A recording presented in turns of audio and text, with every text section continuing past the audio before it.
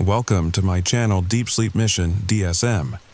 As we begin, I would be delighted if you could share your location in the comments below. It's truly inspiring to witness how far this content travels and to connect with viewers from across the world. What if every morning when you brushed your teeth, you caught glimpses of someone else living your life? Someone who made all the right choices while you made all the wrong ones. I thought I was losing my mind until I realized maybe I wasn't the real one after all. Tonight, I'm going to tell you about the mirror in my bathroom that showed me a truth so terrifying. I haven't been able to sleep properly in weeks, and after you hear this story, you might find yourself avoiding your own reflection too. Because what I discovered changes everything we think we know about the choices we make, and the lives we're actually living. The story begins now. The bathroom mirror in my Denver apartment had a crack running down the left side. Nothing major, just a hairline fracture that caught the light wrong sometimes, making my reflection look off. I'd been meaning to replace it for months, but you know how it is. Life gets in the way, and a cracked mirror wasn't exactly a priority when I was barely scraping together rent money. It was a Tuesday morning in October when I first noticed something strange. I was brushing my teeth, same routine as always. Foam building up, that familiar minty burn, when I caught sight of myself in the fractured glass. But for just a split second, the person staring back at me wasn't brushing their teeth. They were smiling. A genuine, confident smile that I hadn't worn in years. I blinked hard, shook my head. The reflection snapped back to normal, me, with toothpaste foam dripping down my chin, looking as tired and defeated as I felt. I'd been working double shifts at the call center, surviving on energy drinks and microwave dinners. My girlfriend Sarah had moved out 3 weeks earlier, taking half the furniture and most of my self-respect with her. Sleep deprivation, I told myself. That's all it was. But the next morning, it happened again. This time, I was getting ready for another soul-crushing day of handling customer complaints. My reflection showed me putting on the same wrinkled shirt I'd worn twice that week, but in the crack of the mirror, the other me was straightening a tie. A nice tie, the kind you wear to important meetings, not customer service calls about broken warranties. I leaned closer, studying my reflection carefully. The crack seemed to shimmer slightly, like heat waves rising from summer asphalt. And there, just for a moment, I saw him again. The other me. He was standing in what looked like the same bathroom, but everything was better. Cleaner. The walls were a fresh white instead of the dingy beige of my apartment. His hair was styled properly, not the messy bedhead I'd been sporting for weeks. Most unsettling of all, he looked happy. I reached toward the mirror, my fingertips barely grazing the cool surface. The crack seemed to pulse under my touch, and for a heartbeat I could swear I felt warmth emanating from the glass. Then my alarm went off, jarring me back to reality. Another day, another dollar. Or in my case, another day, another verbal beating from angry customers who blamed me for everything wrong in their lives. At work, I couldn't concentrate. Between calls, I found myself staring at my reflection in my computer screen, wondering if I'd see him again. The other me. The one who seemed to have his life together while mine fell apart piece by piece. My coworker Janet noticed my distraction. "You okay, Mike? You look like you've seen a ghost." If only she knew how close to the truth she was. That evening, I stood in front of the bathroom mirror for a full 10 minutes, waiting. The crack remained just a crack, reflecting nothing but my own pathetic face staring back. But as I turned to leave, I caught it again. Just a flash. The other me was laughing at something, his head thrown back in genuine joy. And behind him, I could see the shadow of another person. Someone with long hair. Sarah's hair. My heart hammered against my ribs. In whatever reality existed beyond that crack, Sarah hadn't left.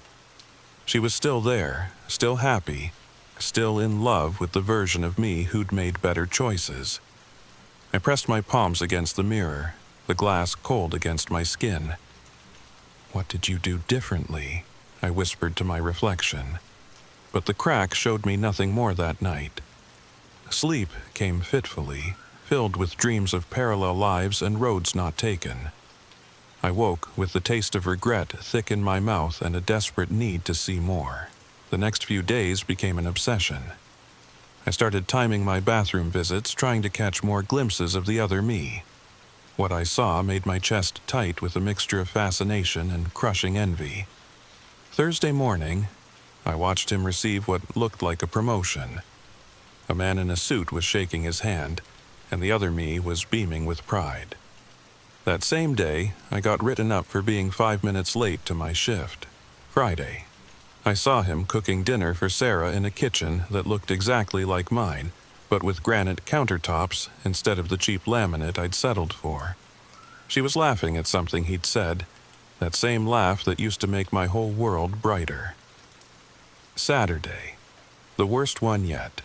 I saw him proposing, down on one knee in what looked like Central Park in New York City, while I was sitting in my empty apartment eating cereal for dinner and wondering where everything went wrong. The crack in the mirror seemed to be growing wider, or maybe I was just paying closer attention. Either way, the glimpses were becoming clearer, lasting longer. And with each vision, the weight of my own failures pressed down harder. I started researching. Late-night internet rabbit holes about parallel universes, alternate realities, quantum mechanics. Most of it was science fiction nonsense, but some theories suggested that every choice we make creates a branch in reality. That somewhere out there, infinite versions of ourselves exist, living out every possible variation of our lives. The rational part of my brain knew this was crazy. Mirrors don't show alternate realities. They show reflected light, nothing more. But rational thinking becomes a luxury when you're watching a better version of yourself live the life you always wanted. Monday morning brought a new revelation. I was getting ready for work, dreading another day of customer service hell, when I saw him in the mirror. The other me was in what looked like an office, a nice office with floor-to-ceiling windows and a view of the city. He was presenting something to a group of people, confident and articulate. Everything I'd never been. But then I noticed something that made my blood run cold. He was looking directly at me. Not at his own reflection, but at me. His eyes met mine through the crack in the mirror, and for a moment that stretched like taffy, we stared at each other. Two versions of the same person, separated by whatever thin barrier exists between what is and what could have been. He smiled, but it wasn't the confident smile I'd grown used to seeing. It was sad, knowing, almost pitying. And then his mouth moved, forming words I couldn't hear but somehow understood. "I can see you too." I stumbled backward, my heart racing so fast I thought it might burst. The mirror returned to normal, showing only my own terrified face and the crack that had started this whole nightmare. At work, I couldn't function. Every reflective surface became a potential window into his world. Computer screens, the break room microwave, even the stainless steel water fountain.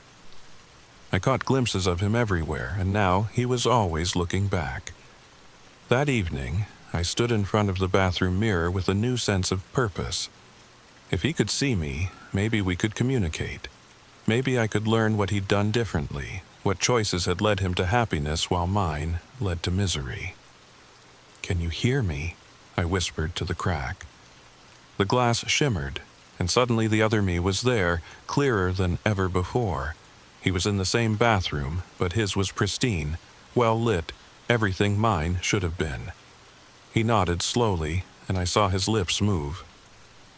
"I've been waiting for you to notice." My hands shook as I pressed them against the mirror. "How? How did you...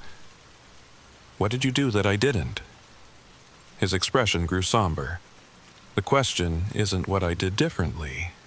It's what you're about to do." Before I could process what he meant, the mirror went dark, not reflecting anything at all, just empty, like looking into a void. I stood there for hours, waiting for him to return, but the mirror remained stubbornly normal. Just me, my cracked reflection, and a growing sense that I was missing something crucial. The next morning, everything changed. I woke up late, which wasn't unusual, but something felt different. The sunlight streaming through my bedroom window seemed brighter, warmer. My apartment, which had felt like a prison for months, suddenly felt comfortable, almost welcoming.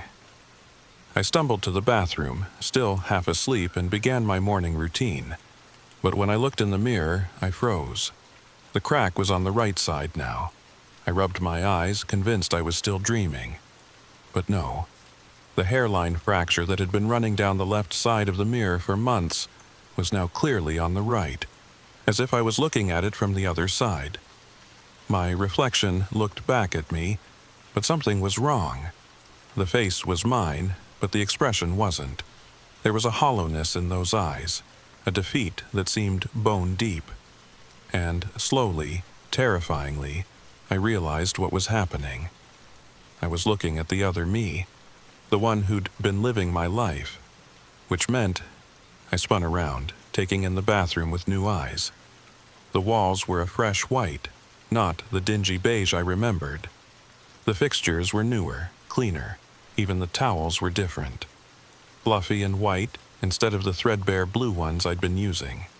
My phone buzzed with a text message from Sarah. "Can't wait to see you tonight. Love you." Sarah, who had left me 3 weeks ago, who'd taken half my furniture and most of my hope.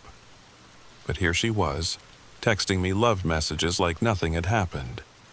I ran to the living room, my bare feet sliding on hardwood floors that should have been cheap carpet. The furniture was all there, including the pieces Sarah had taken. The TV was bigger, mounted on the wall instead of sitting on the rickety stand I'd bought at a garage sale. Everything was exactly as I'd dreamed it could be. But the victory felt hollow. Because I knew the truth now. I wasn't the one who'd earned this life. I was the one who'd been living in the shadow while someone else, some better version of myself, had been making the right choices, building the right relationships, creating the life I'd always wanted. And now, somehow, we'd switched places. I returned to the bathroom mirror, staring at my reflection, or what I thought was my reflection.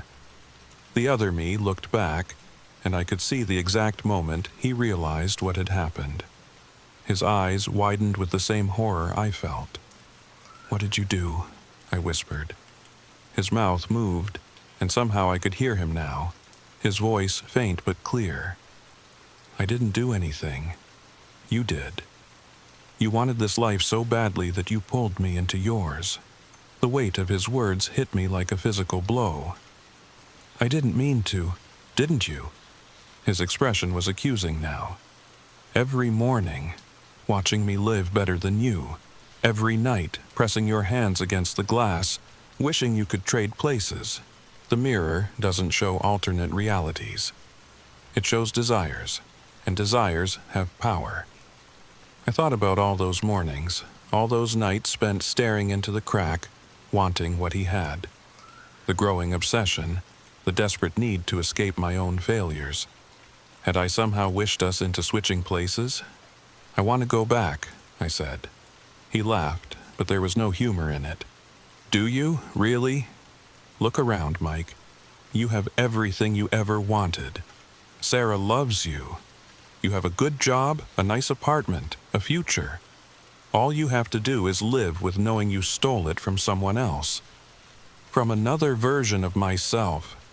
From the version of yourself that earned it." I stared at him, at the life I'd left behind reflected in his eyes. The cramped apartment, the soul-crushing job, the loneliness that had been eating me alive. Did I really want to go back to that? "The choice is yours," he said. "But choose quickly. The longer you stay, the harder it becomes to switch back. and eventually the mirror will stop working altogether. I could feel the truth of his words. Already, the crack in the mirror seemed fainter, less defined. The barrier between our worlds was healing, sealing us into our respective realities. But was this really stealing? Or was it just finally getting what I deserved? My phone buzzed again. Sarah, just got off work, picking up Thai food on the way home. Can't wait to tell you about my day. In my old life, Sarah was gone. In this life, she was coming home to me, excited to share her day. The choice should have been obvious. So why did it feel so wrong? I spent the day exploring this new reality, trying to convince myself I belonged here. The job the other me had built was everything I'd dreamed of.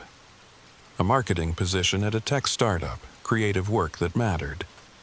The apartment was in a better neighborhood, filled with furniture that didn't come from thrift stores and clearance sales. But with each discovery, the weight in my chest grew heavier. I found journals in the desk drawer, filled with the other me's handwriting.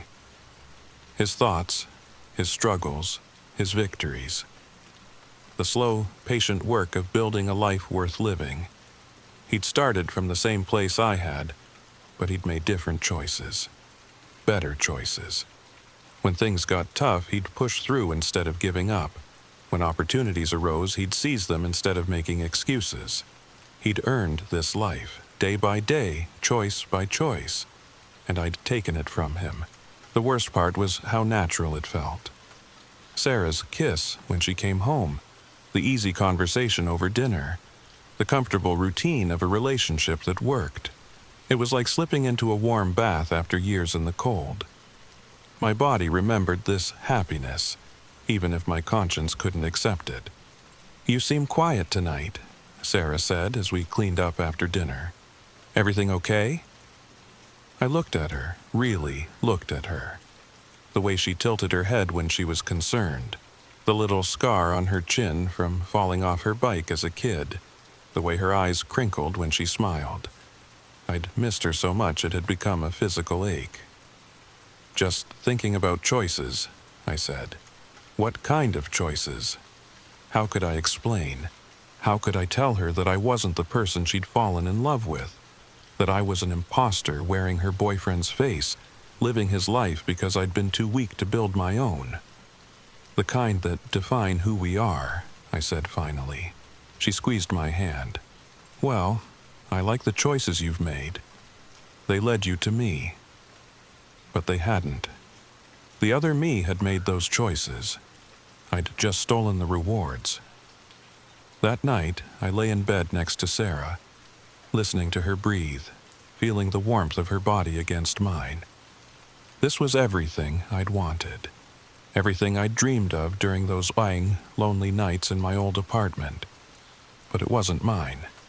Around 3 a.m., I slipped out of bed and returned to the bathroom. The crack in the mirror was barely visible now, just a faint line that might have been a trick of the light, but I could still see him, the other me, sitting in his version of the bathroom with his head in his hands. "I can't do this," I whispered. He looked up, hope flickering in his eyes. "You want to switch back? This isn't my life. I didn't earn it." "But you could. You could learn from what I did, make the right choices going forward. Sarah would never know the difference." The temptation was overwhelming. I could stay here in this perfect life and just try to be worthy of it. I could love Sarah the way she deserved, work hard at the job the other me had built, slowly transform myself into the person who belonged in this reality. But that would mean leaving him trapped in my failures, condemned to live with the consequences of choices he'd never made. "No," I said. "It's not right." "Are you sure? Once we switch back, there's no guarantee you'll ever get another chance. You'll be stuck with the life you built, the one you wanted to escape so badly." I thought about my cramped apartment, my dead-end job, the loneliness that had been eating me alive. Then I thought about Sarah, sleeping peacefully in the next room, trusting a version of me that had never let her down. "I'm sure," I said, "but I need to know, how do I switch back?" He smiled, and for the first time it was the same smile I'd envied for so long. The same way you switched in the first place. You have to want it more than anything else in the world.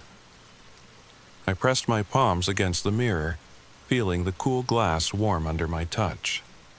The crack began to glow faintly, and I could feel the barrier between our worlds thinning. "I want to go back," I said, and meant it.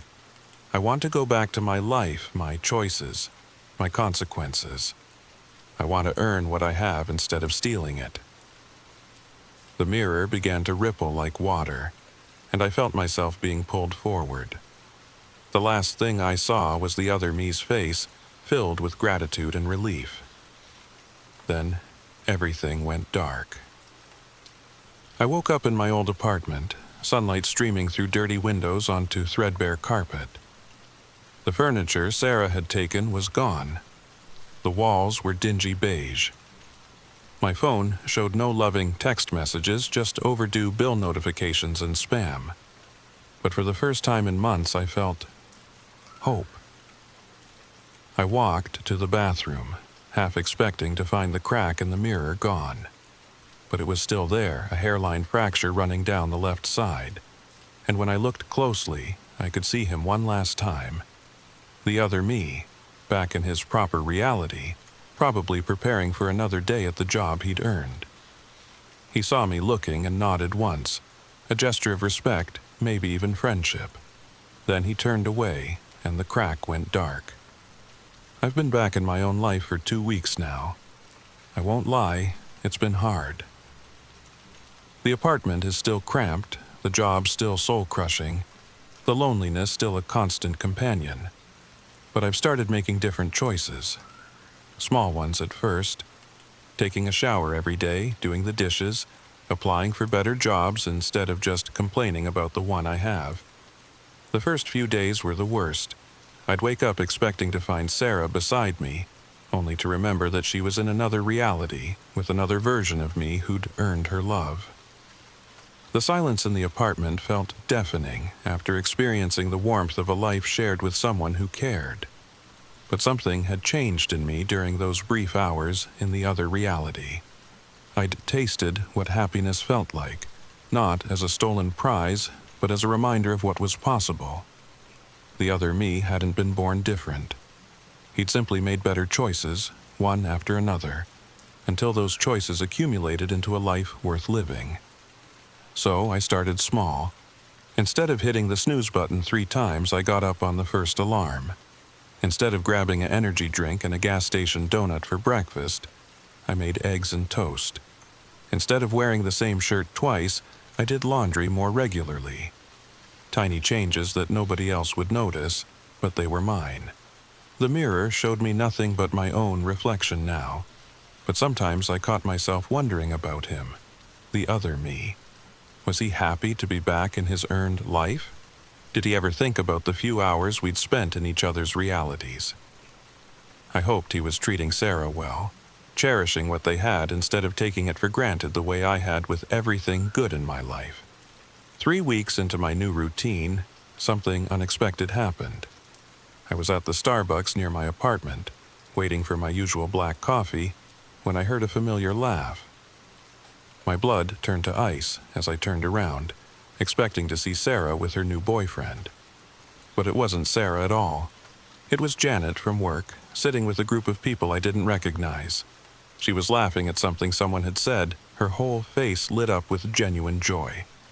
I'd worked next to Janet for 2 years, and I'd never seen her look so alive.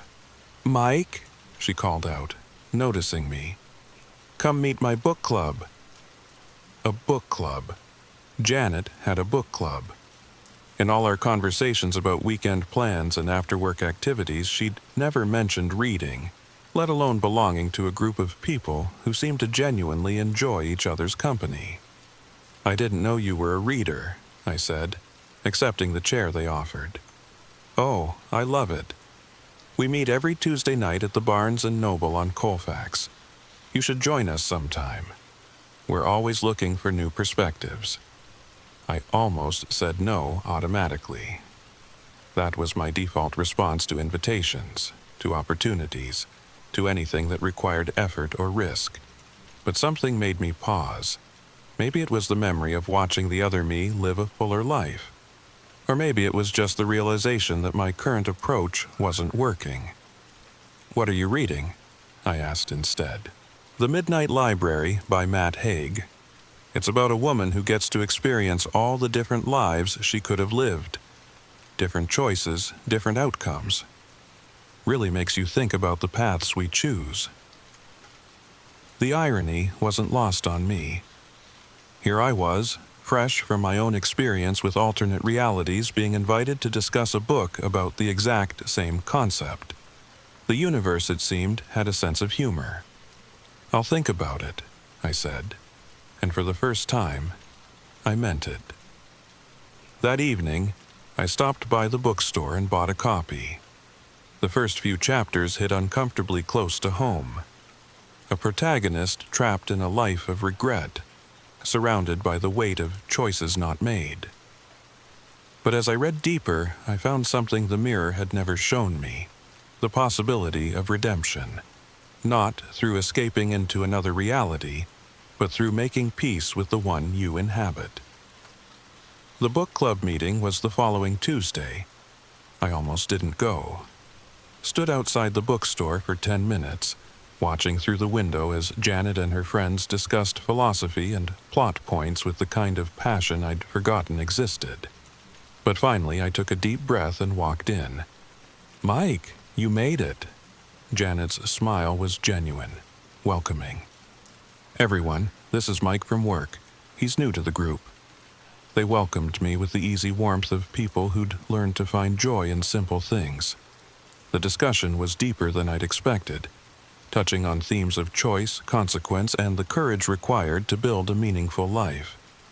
When they asked for my thoughts, I found myself sharing more than I'd intended. "I think," I said slowly, "that sometimes we get so focused on the lives we're not living that we forget to actually live the one we have." An older woman named Margaret nodded thoughtfully. "That's very wise. It's easy to become paralyzed by possibility, isn't it? To spend so much time imagining what might have been that we miss what could still be." Walking home that night, I felt something I hadn't experienced in months. Connection. Not the desperate, clinging kind I'd had with Sarah, but the gentle recognition of shared humanity. These people had problems too, disappointments and regrets, but they'd found ways to create meaning despite their circumstances. The next morning, I looked in the bathroom mirror and saw something different. Not another reality. Not a better version of myself, but potential. The same face, the same flaws, but with new possibilities reflected in the eyes. I started making bigger changes. Applied for a job at a local marketing firm, remembering the confidence I'd seen in the other me's presentations. Joined a gym, not because I wanted to look like someone else, but because I wanted to feel stronger in my own skin. Signed up for a cooking class, tired of surviving on microwave meals and takeout. The job interview was terrifying. I fumbled through questions about my experience and goals, acutely aware of how unprepared I was compared to other candidates. But something had shifted in me. Instead of focusing on what I lacked, I talked about what I could learn, what I could contribute with effort and dedication. I didn't get the job. The rejection email was polite but firm. They'd decided to go with someone with more experience. 6 months ago, that would have crushed me, sent me spiraling into days of self-pity and regret. But now, I felt something different. Disappointment, yes, but also determination. The other me hadn't succeeded because he was naturally better. He'd succeeded because he'd kept trying, kept improving, kept pushing forward despite setbacks. Each rejection was just data, information about what to do differently next time. I applied for 3 more positions that week. The cooking class was held at a community center on Thursday nights. I was the only man in a group of 8, surrounded by women who seemed to know their way around a kitchen much better than I did. But the instructor, A cheerful woman named Rosa had a gift for making everyone feel capable. Cooking is about more than food, she said during our first lesson. It's about taking care of yourself, creating something with your hands, finding joy in the process. You can't rush it and you can't fake it, but if you're patient and willing to learn, you can create something beautiful. I thought about that as I clumsily chopped vegetables and tried to follow her instructions for basic pasta sauce. The other me had been cooking for Sarah in that glimpse I'd seen through the mirror. He'd looked comfortable, confident, like someone who'd invested time in learning how to nurture himself and others. My first attempt at the recipe was edible, barely, but Rosa smiled and nodded encouragingly. "Much better than my first try," she said. "You'll get there." By the fourth class, I was actually enjoying myself.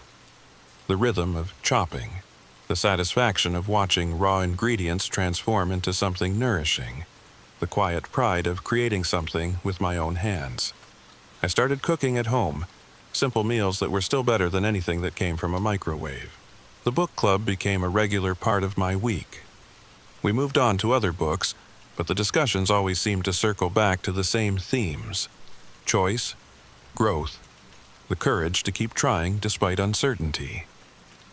I found myself looking forward to Tuesday nights, to the gentle challenge of thinking about big ideas with people who'd become friends.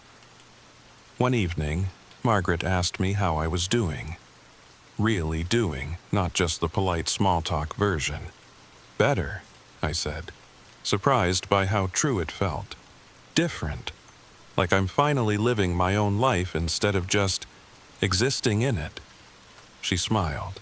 "That's what growth looks like. Not dramatic transformation, but small, consistent choices that add up to something meaningful." Yesterday, I saw Sarah at the grocery store. She was with someone else, a guy who looked happy and confident, everything I'd never been. It hurt, but it also gave me hope, because I realized that somewhere, in the reality I'd briefly stolen, there was a version of me who had won her heart by becoming the person she deserved. And maybe, just maybe, I could become that person too, not by stealing someone else's life, but by building my own, choice by choice, day by day. The mirror still cracks sometimes when the light hits it wrong. But I don't see other realities anymore. I see myself, flawed, struggling, but trying to be better. And that's enough. So here's my question for you.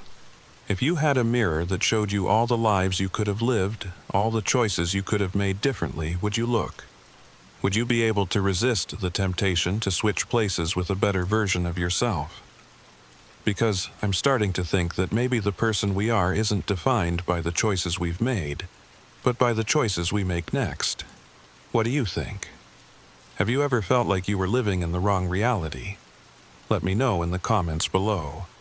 And if you enjoyed this story, make sure to subscribe for more tales that will make you question everything you thought you knew about reality. Sweet dreams. And maybe avoid looking too closely at cracked mirrors.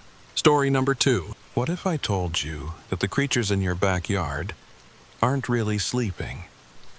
That those gray, furry bodies lying motionless by your trash cans are watching you through half-closed eyes, waiting for something you can't possibly imagine? Last month, I thought I knew everything about the possums that visited my Chicago suburb home. I was wrong. Dead wrong. And by the time I realized what they were really doing, well, let's just say some discoveries change you forever. But before we dive into what happened that October night, hit that subscribe button and ring the notification bell. Because after you hear this story, you're going to want to know if anyone else has experienced what I did. Trust me on this one. The story begins now. My name is Sarah, and I've lived in Oak Park, Illinois for 7 years. Nice neighborhood, tree-lined streets, the kind of place where you wave to your neighbors and kids ride bikes until the streetlights come on. I work as a graphic designer from home, which means I keep odd hours, and I notice things most people miss. It started with the possums. Not unusual, right? Chicago suburbs are full of them. But these weren't your typical garbage raiders. These possums had a routine. Every night around 11 p.m., they'd appear in my backyard. Not just one or two, 5, sometimes 6 at a time. They'd position themselves in a perfect semicircle around my back porch, then play dead. At first, I thought it was cute. I'd named them. There was Bandit, with his distinctive black mask marking. Patches, who had a white spot on her left ear. Big Jim, the largest of the group. And the others. They all had their own personalities, their own quirks. But here's the thing about possums playing dead. It's supposed to be a defense mechanism. They do it when they're threatened, scared, cornered. So, why were mine doing it every single night, in the same formation, when nothing was threatening them? I started watching them from my kitchen window. Every night, 11 p.m. sharp, there they'd be. Lying on their sides, tongues hanging out, eyes barely open. Perfectly still. And I mean perfectly. No breathing movement, no twitching, nothing. For hours. My neighbor, Mrs. Henderson, an elderly woman who'd lived here for 30 years, mentioned them one day over the fence. "Those possums of yours," she said, pruning her roses with shaking hands. "They're different." "Different how?" I asked. She paused, looking over at my yard. In all my years here, I've never seen possums behave like that. Almost like they're waiting for something. That night, I watched more carefully. 11 p.m. came and went. The possums arrived, took their positions, and went still. But something caught my eye. Bandit, the one closest to my porch. His eye was open. Not just barely open like the others, but focused, tracking, following my movement in the window. I stepped to the left, his eye moved with me. I stepped to the right, the eye followed. My heart started pounding. I told myself I was imagining things. Possums don't track movement when they're playing dead. That's the whole point. But I couldn't shake the feeling that I was being studied. The next morning, I did what any rational person would do. I Googled possums playing dead behavior and fell down a rabbit hole of research. Thanatosis, they call it. A death-feigning behavior that's involuntary. The animal literally cannot control it. They slip into a catatonic state, completely unresponsive to stimuli. But these possums, they were responding. They were watching. I decided to test it. That night, I turned off all the lights in my house and waited by the window. 11 p.m. arrived like clockwork. The possums took their positions, went still. But this time I was ready. I had my phone, recording everything. Through the camera lens, I watched them for 20 minutes. Nothing. Perfect stillness. Then I moved away from the window just for a second to grab my coffee cup from the counter. When I looked back, they were gone. Not scattered, not running away. Gone. Like they'd never been there at all. I checked the recording, 20 minutes of motionless possums, then nothing. The timestamp showed no gap, no missing footage. One frame they were there, the next frame they weren't. That's when I started to get really scared. Over the next week, I became obsessed. I set up multiple cameras, different angles, motion sensors. I bought night vision equipment online. I even took vacation days from work just to study them. The pattern was always the same, 11 p.m. arrival. Perfect semicircle formation. Death-feigning behavior. And the moment I looked away, they vanished. But I was getting smarter. I learned to use peripheral vision to watch them without appearing to watch. And that's when I noticed something that made my blood run cold. They weren't just watching me, they were learning. On Tuesday night, I tried approaching the window from the left side. The possums adjusted their formation, angling slightly toward my new position. On Wednesday, I watched from the basement window. They repositioned themselves to face that direction. On Thursday, I didn't watch at all, and they didn't come. It was like they needed an audience, like the whole performance was for me. I started keeping a journal, documenting everything. Times, formations, weather conditions, my own actions. I was looking for something, anything that might explain what was happening. That's when I found the old newspaper clipping. I was researching the history of my house, trying to find some logical explanation, when I came across a 1987 article in the Oak Park Gazette. "Local woman claims possums are spying on her," the headline read. The article was dismissive, almost mocking. But the details were identical to what I was experiencing. Margaret Kowalski, age 67, had lived in the house 3 doors down from mine. She'd reported possums that watched her every move and disappeared when she wasn't looking. The article mentioned that she'd called animal control dozens of times, but the possums always vanished before anyone could investigate. The article ended with a brief mention that Mrs. Kowalski had been found dead in her backyard 2 weeks later. Natural causes, the coroner ruled. Heart attack. I found her obituary online. She'd died on October 15, 1987. The article mentioned that neighbors had found her lying in her backyard, surrounded by... I had to read it 3 times to make sure I wasn't imagining it. Surrounded by 6 possums, all of them playing dead. The funeral director noted that it was unusual for possums to remain motionless around a human body, but attributed it to shock or confusion. I printed the article and stared at it for hours. Mrs. Kowalski had been experiencing the same thing I was. The same possums, the same behavior, the same formation. 37 years ago. But possums don't live that long. The average lifespan is 2 to 4 years. So either these were different possums exhibiting identical behavior, or something else was going on. That night, I decided to confront them. I waited until 11 p.m., then walked outside. The possums were in their usual formation, perfectly still. I approached slowly, my heart hammering in my chest. They didn't move, didn't react. I got within 10 feet of the nearest one. "Bandit, I know you're watching me," I whispered. No response. I reached into my pocket and pulled out my phone's flashlight. I shined it directly into Bandit's face. His eye was open, just a sliver, but I could see it. The pupil contracted slightly in the light. I said, "I know you're watching me." Still nothing. I turned off the flashlight and stepped back. Then I did something that, looking back, was probably the stupidest thing I could have done. I turned around and walked back to my house, but I didn't go inside. I hid behind the corner of my porch and waited. 30 seconds later, I heard it. A soft rustling, like leaves being disturbed. I peeked around the corner. The possums were sitting up. Not lying down in their death-feigning positions, but sitting upright like dogs, all of them facing my house, all of them perfectly still, watching. I ducked back behind the corner, my heart racing. When I looked again, they were gone. I didn't sleep that night. I couldn't.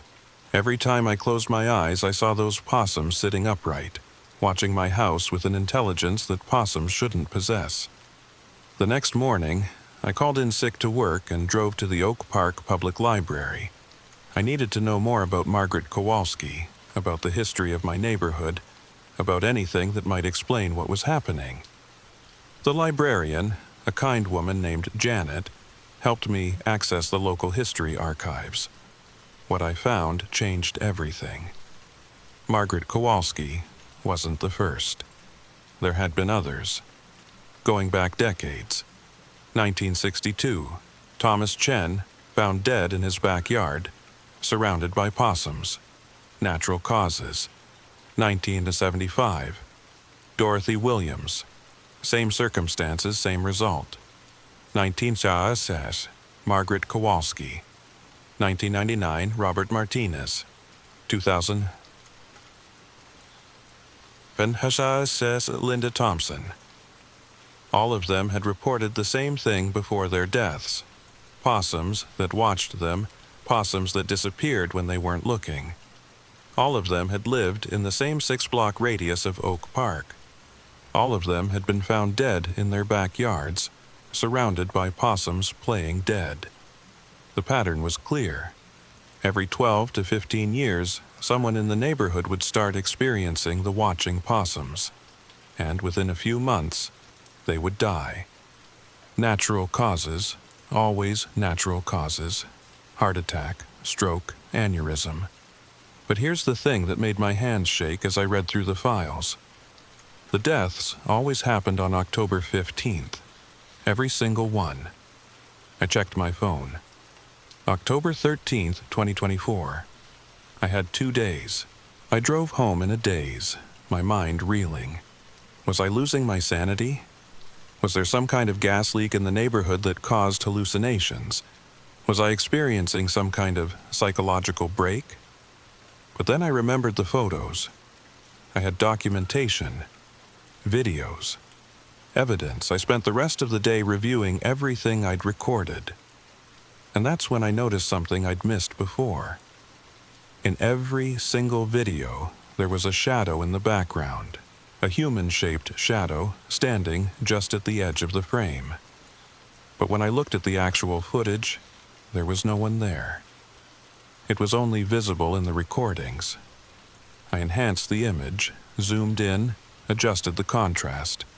The shadow was definitely human, but distorted somehow.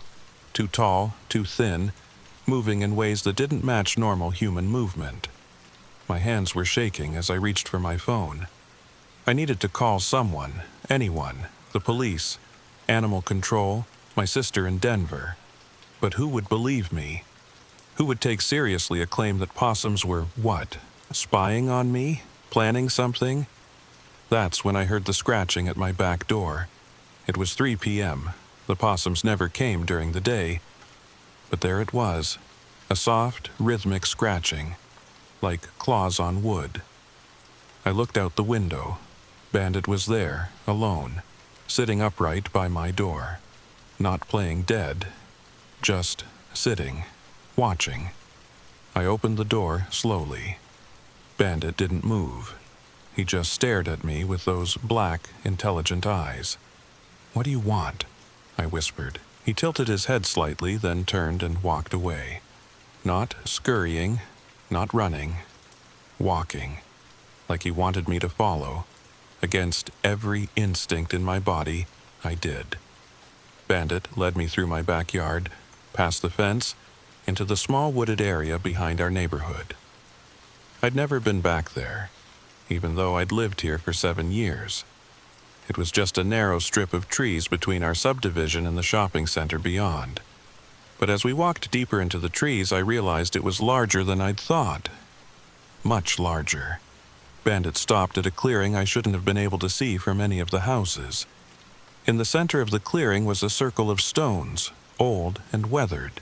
And inside the circle, bones, not animal bones, human bones. My breath caught in my throat. I wanted to run, to scream, to do anything but stand there staring at what was obviously a crime scene. But I couldn't move. Bandit was watching me, and something in his expression held me frozen. That's when I heard the voice. "Sarah." I spun around. There was no one there, just trees, shadows, and the fading afternoon light. "Sarah." Again. But this time, I realized it wasn't coming from behind me. It was coming from Bandit. The possum's mouth wasn't moving, but I could hear the voice clearly. A woman's voice, elderly, familiar somehow. "Don't be afraid," the voice said. "I'm Margaret. Margaret Kowalski." I stared at the possum in horror. That's impossible." "I know how it sounds," Margaret's voice continued, emanating from Bandit's still form. "But you have to listen. You don't have much time." "Time for what?" "To break the cycle, to stop what's been happening to this neighborhood for decades." I sank to my knees, my mind struggling to process what was happening. "The bones, are those?" "Some of us, yes. The ones who figured it out too late." Margaret's voice was sad, weary. We're trapped here, Sarah. Trapped by something that feeds on fear, on the terror of being watched, of being hunted. What is it? We don't know. It's been here longer than any of us. It chooses someone in the neighborhood, uses us to watch them, to build their fear. And when the fear reaches its peak, October 15th, yes, it feeds on the terror, on the moment of death, and then it waits for the next victim. I looked around the clearing, at the other possums that had emerged from the trees. 5 of them, all sitting upright, all watching me with those intelligent eyes. Thomas, Margaret said, and one of the possums nodded slightly. Dorothy, Robert, Linda. Each possum acknowledged their name. You're all dead, yes, but not gone, not allowed to rest. We're forced to be its instruments, to watch and wait and build the fear in each new victim. But why are you telling me this? Why are you helping me? Because you're different, Sarah. You figured it out faster than the others. You documented everything. You have a chance to break the cycle. How? The circle of stones. It's not just a marker, it's a binding circle. The thing that controls us is trapped here just like we are. But if someone willingly enters the circle, I'll die. Yes, but you'll also trap it permanently. No more victims, no more watchers. We'll finally be free. I stared at the circle of stones, at the bones scattered inside. There has to be another way. There isn't. We've tried everything. The only way to stop it is to starve it.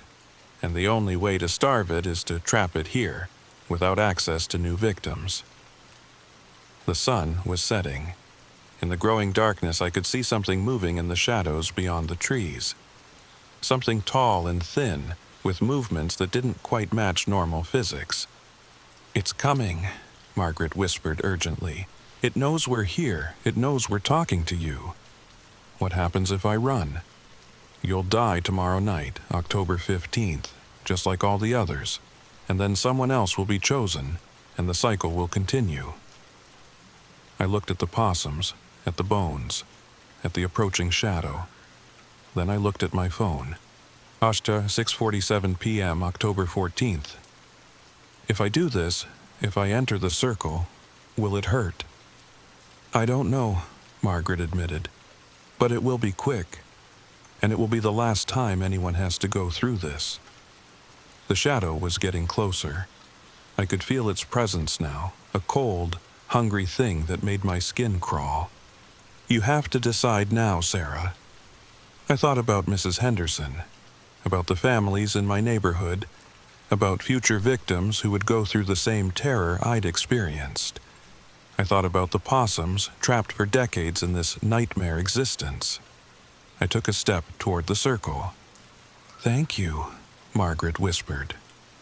I took another step. The shadow stopped moving, as if it sensed what was about to happen. I reached the edge of the circle. The stones were warm under my feet, humming with some kind of energy. Tell them, I said to Margaret. Tell them what really happened here. I stepped into the circle. The world exploded into light and sound and sensation. I felt myself falling, not down but through layers of reality I didn't understand. The stones beneath my feet became liquid, then solid again. Reality bent and twisted around me like I was viewing it through a funhouse mirror. And then I saw it, the true form of the thing that had been terrorizing Oak Park for decades. It wasn't a shadow. It was absence, a void in the shape of something that might have once been human but stretched and distorted by centuries of feeding on fear. Its face was a writhing mass of darkness, and when it spoke, its voice was like the sound of autumn leaves being crushed underfoot. You cannot stop me, it hissed. I have fed on terror for 300 years. I will feed for 300 more.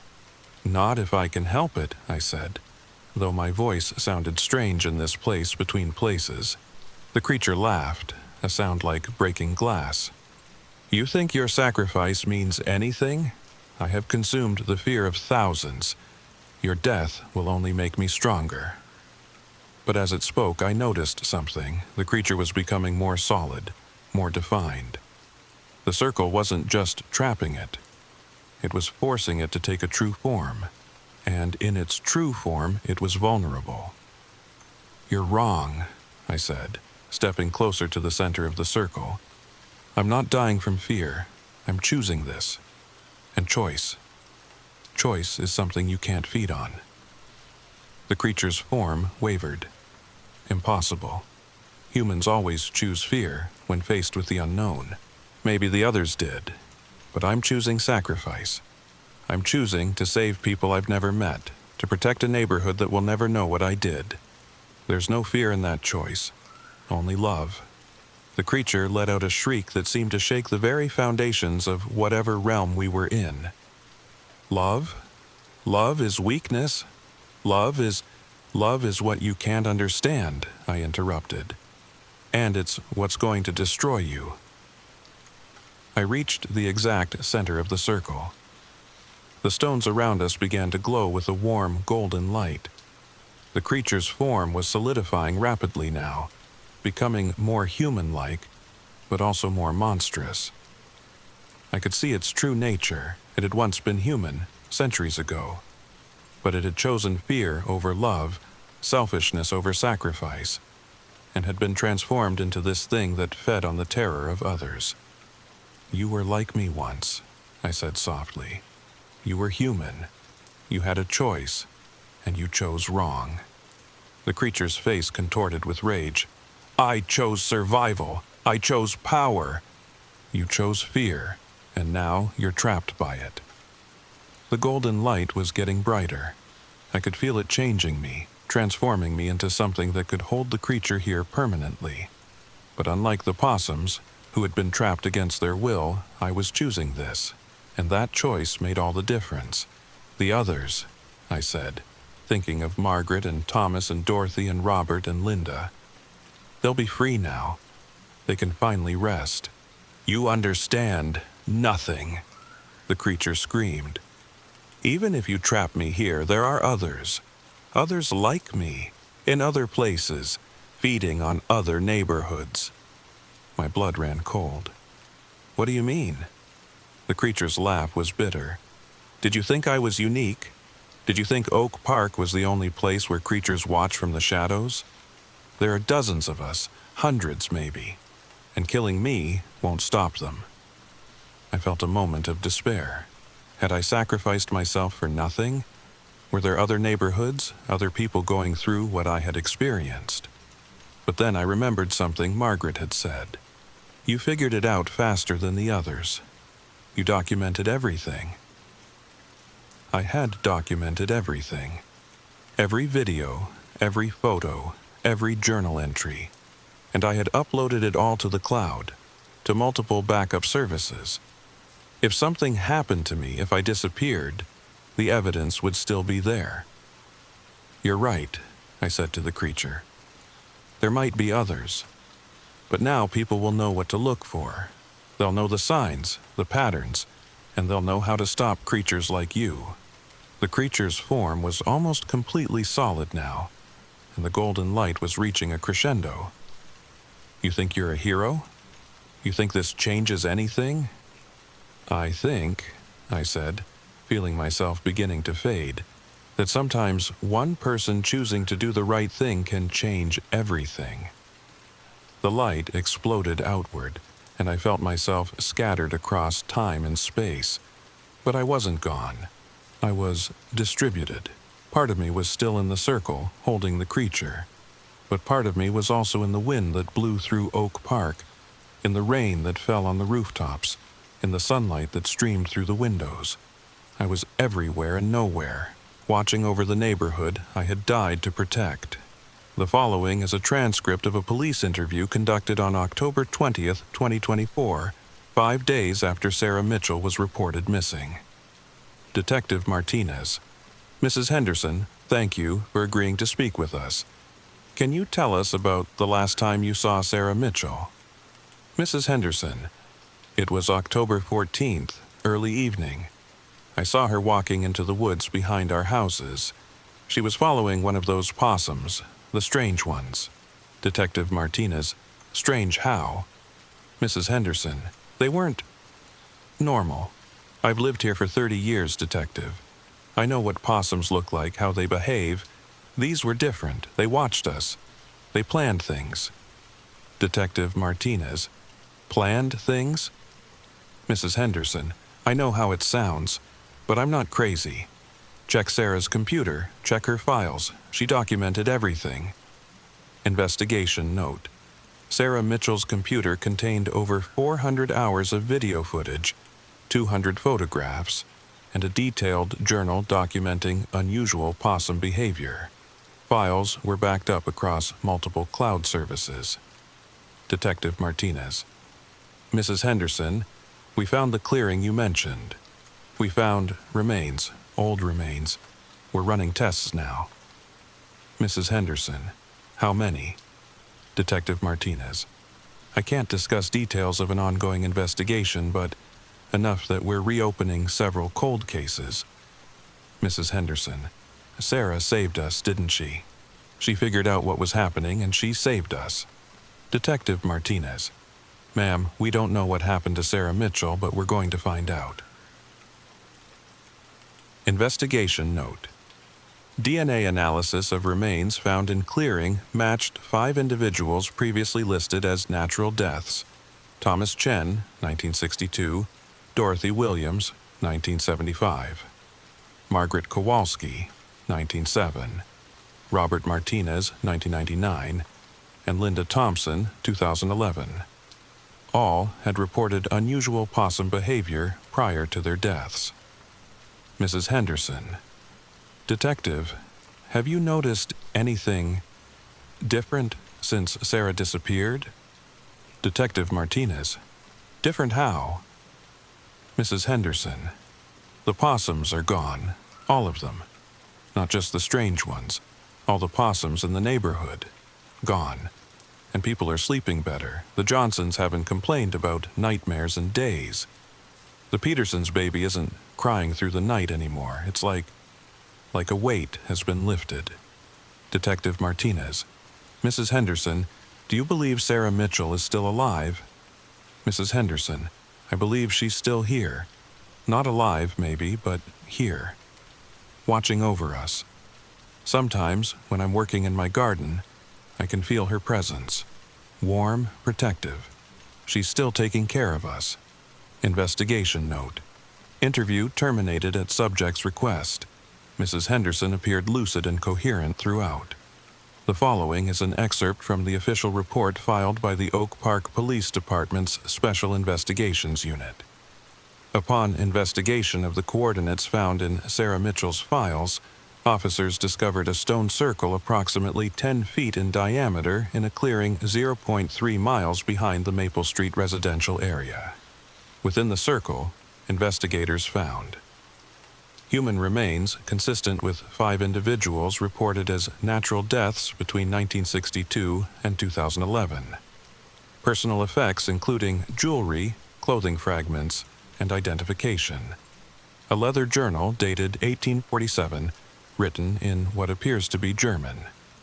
Strange markings carved into the stones, consistent with symbols found in 19th century occult texts.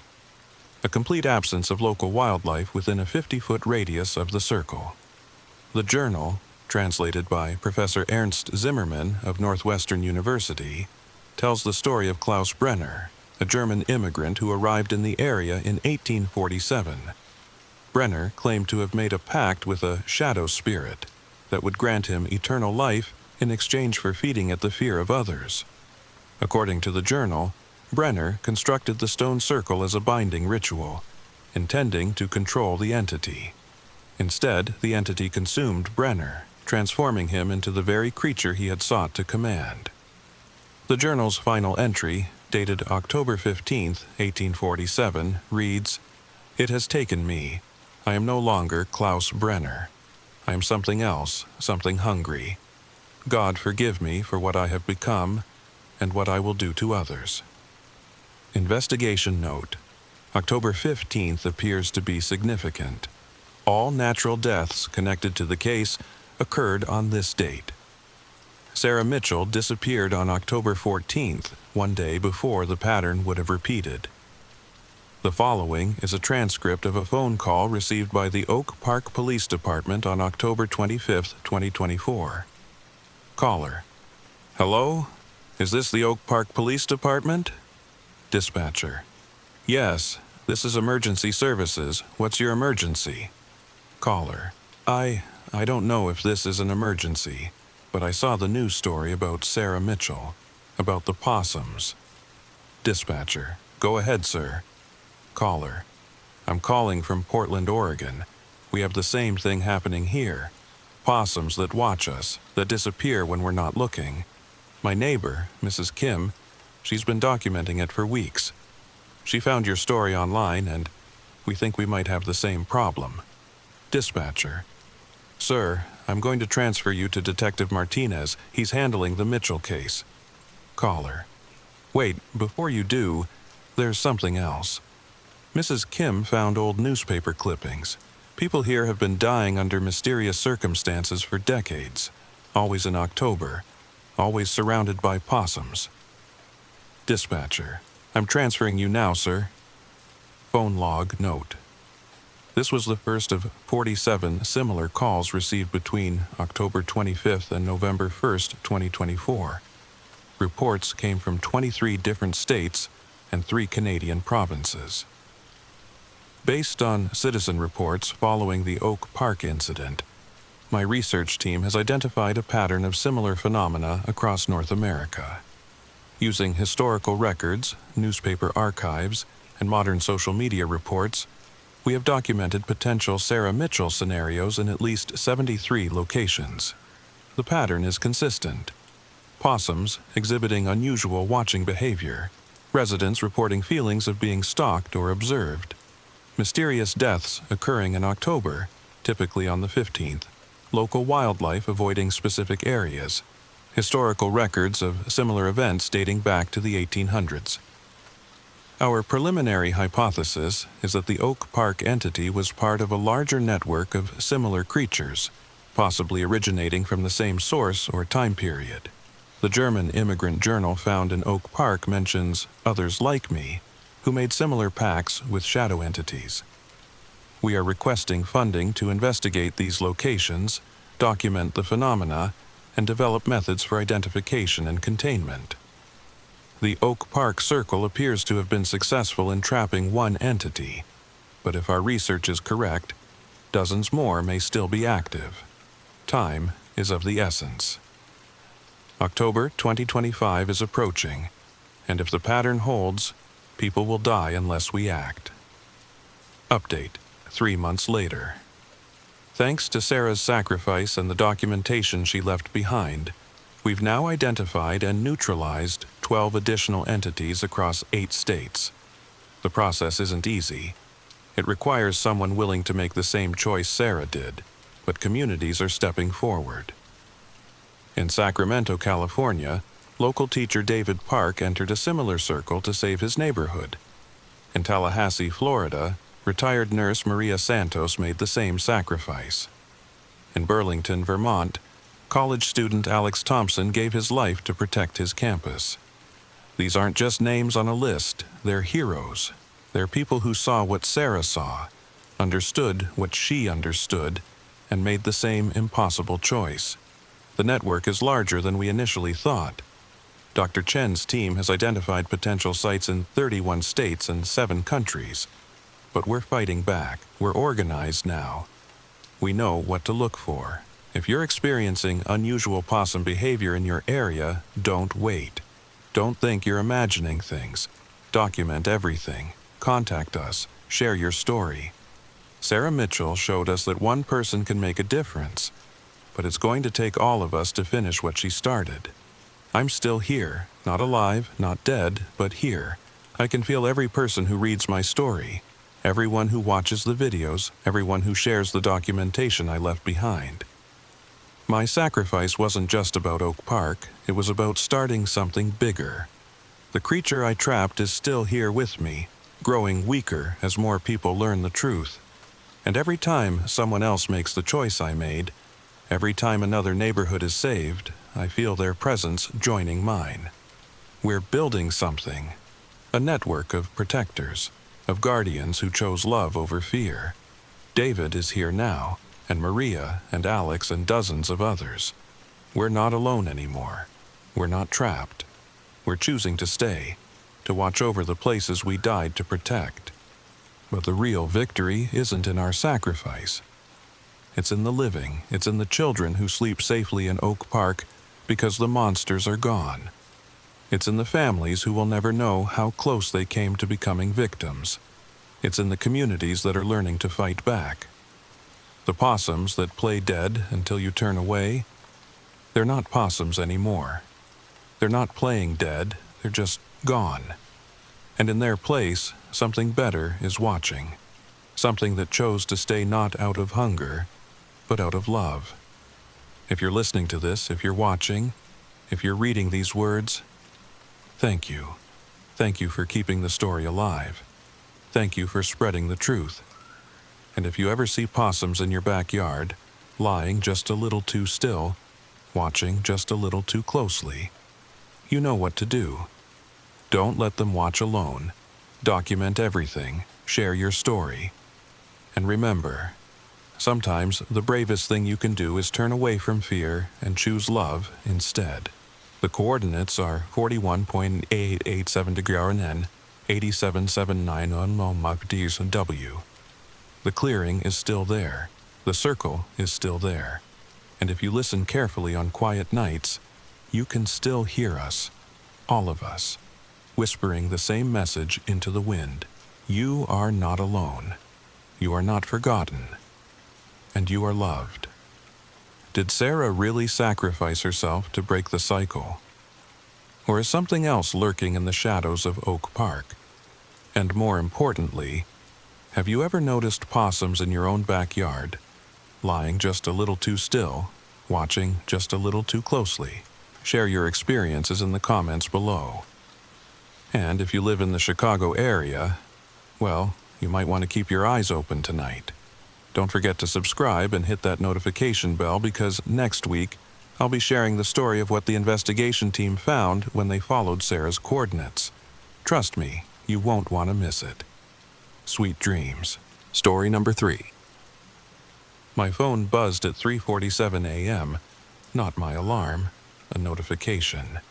Through sleep-blurred eyes, I saw the reminder. Dr. Morrison, 8 o'clock a.m., don't be late. I sat up, heart already racing. I never scheduled anything with a Dr. Morrison. I didn't even know a Dr. Morrison. But here's the thing that made my skin crawl. The appointment was in my handwriting. Right there in my calendar app.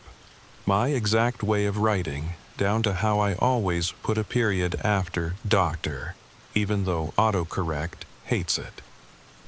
If you're listening to this right now, comfortable in your bed, maybe about to drift off, I need you to do something for me. Check your calendar right now. Check tomorrow. Check next week. Because what happened to me started exactly like this. And by the end of this story, you'll understand why I can never trust my own handwriting again.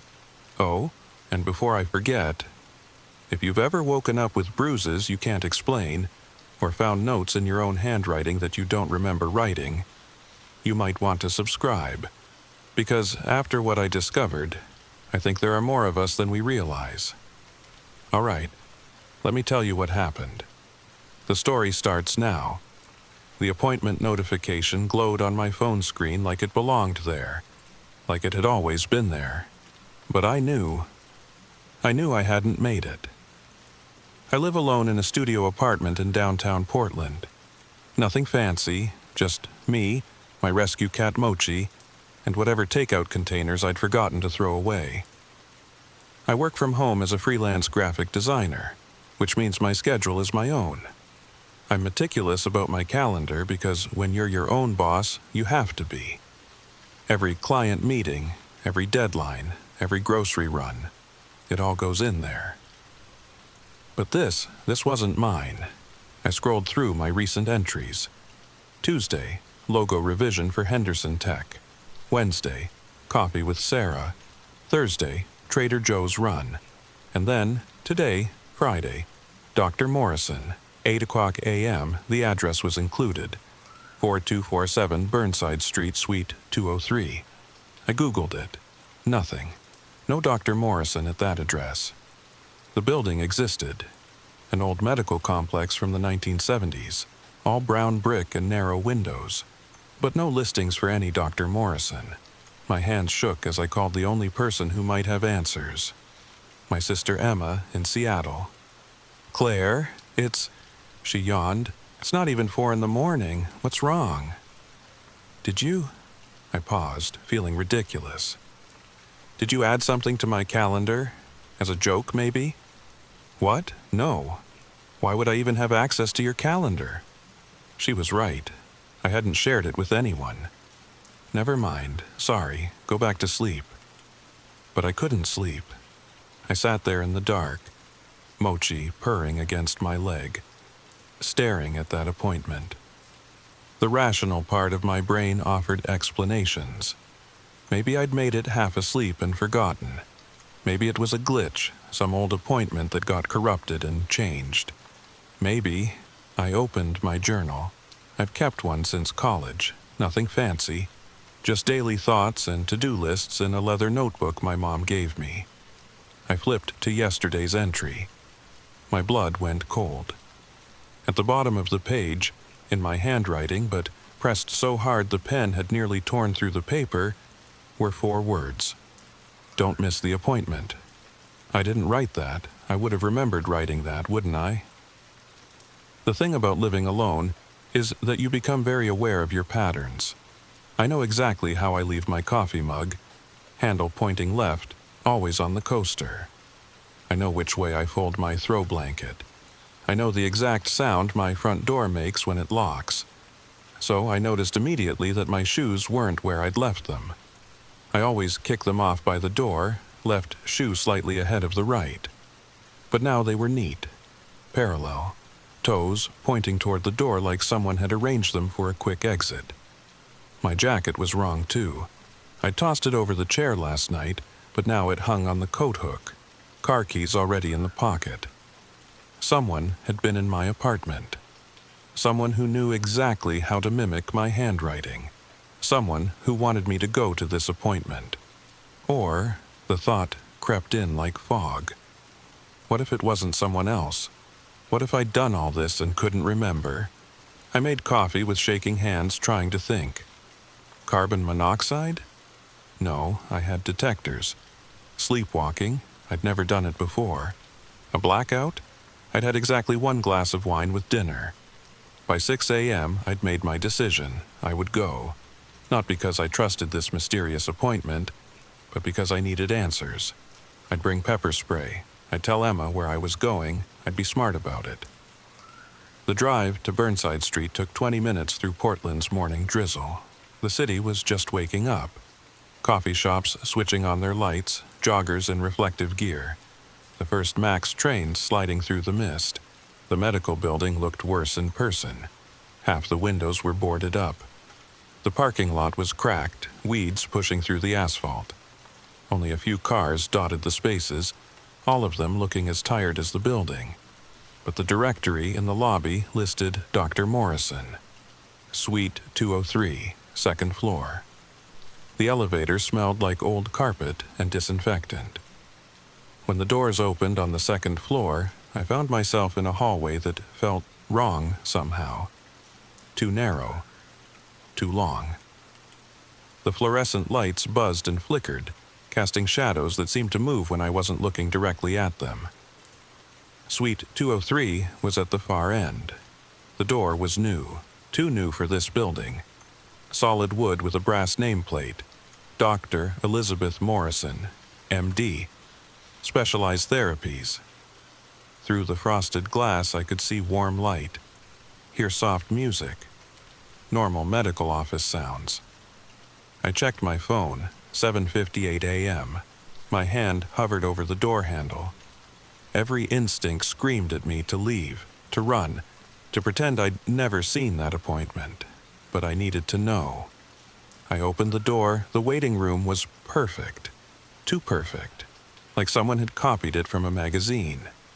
Beige walls, soft lighting, a small water feature burbling in the corner. The chairs were that particular shade of mauve that only exists in medical offices.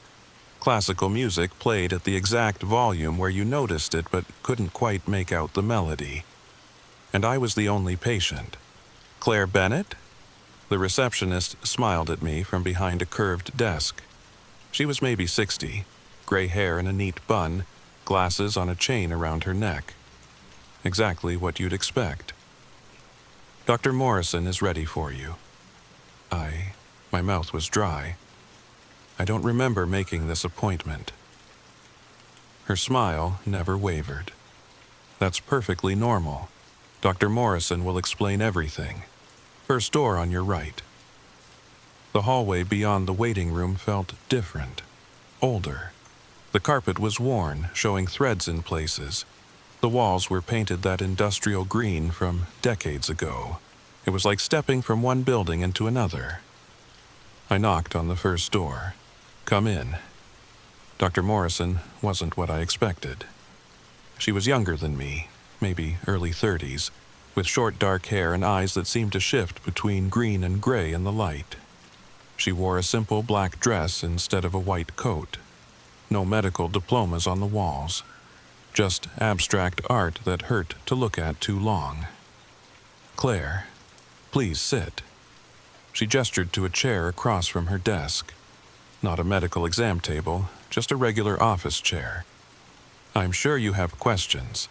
I don't remember, I started, making this appointment. Yes, I know. She opened a file on her desk.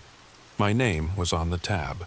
The file was thick, too thick for someone who'd never been here. That's why you're here. Tell me, Claire, what's the last thing you remember from Wednesday night? Wednesday night. I'd worked late on a logo design, ordered Thai food from that place on Division, watched 2 episodes of something on Netflix, went to bed around 11. Nothing unusual, I said. Just a normal night. She made a note. And you woke up Thursday morning feeling? I thought back. Thursday morning, I'd woken up tired, more tired than usual, and my jaw hurt like I'd been grinding my teeth. But otherwise, fine, normal. Another note.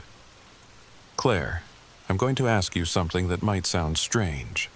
Have you been having dreams about doors? The question hit me like cold water, because yes, I had been having dreams about doors. For weeks now. Doors that opened onto impossible rooms. Doors that led to the same place no matter which one you chose. Doors that whispered when you got close. How did you know that? She smiled, but it didn't reach her eyes. Because you told me, last time you were here. I've never been here before. You have. She turned the file toward me. 17 times in the last 3 months, always at 8 a.m., always on days you don't remember. I stared at the file. Appointment notes in clinical handwriting. My signature on form after form. Date stamps going back to January. That's impossible. Is it? She leaned back in her chair. Tell me, Claire, have you noticed things moving in your apartment? Waking up with unexplained bruises? Finding notes in your handwriting that you don't remember writing? My hands gripped the chair arms. How do you know about that? Because we've had this conversation before. Several times. And each time you forget. That's what we're trying to fix. Fix what? What's wrong with me? She studied me for a long moment. Then she stood and walked to a cabinet in the corner. When she turned back, she was holding a small digital recorder. This is from your 5th visit, February 19th. Would you like to hear it? I nodded, not trusting my voice. She pressed play. My voice filled the room, but it sounded wrong. Flat, mechanical, like I was reading from a script. My name is Claire Bennett. I live at 1247 Northwest Glisson Street, apartment 4B. I am here voluntarily. I understand that my memories of this session will be suppressed for my own safety. I consent to continued treatment. That's not me, I whispered. That can't be me. It is. Dr. Morrison stopped the recording. Claire, I'm going to tell you something, and I need you to listen very carefully. You're not sick, you're not crazy, but something happened to you. Something your mind couldn't process. So it created compartments, parts of you that hold memories too dangerous for your conscious mind. What kind of memories? She walked to the window, gazing out at the Portland skyline. Do you remember the Maddox building? The Maddox building, downtown. It had been in the news.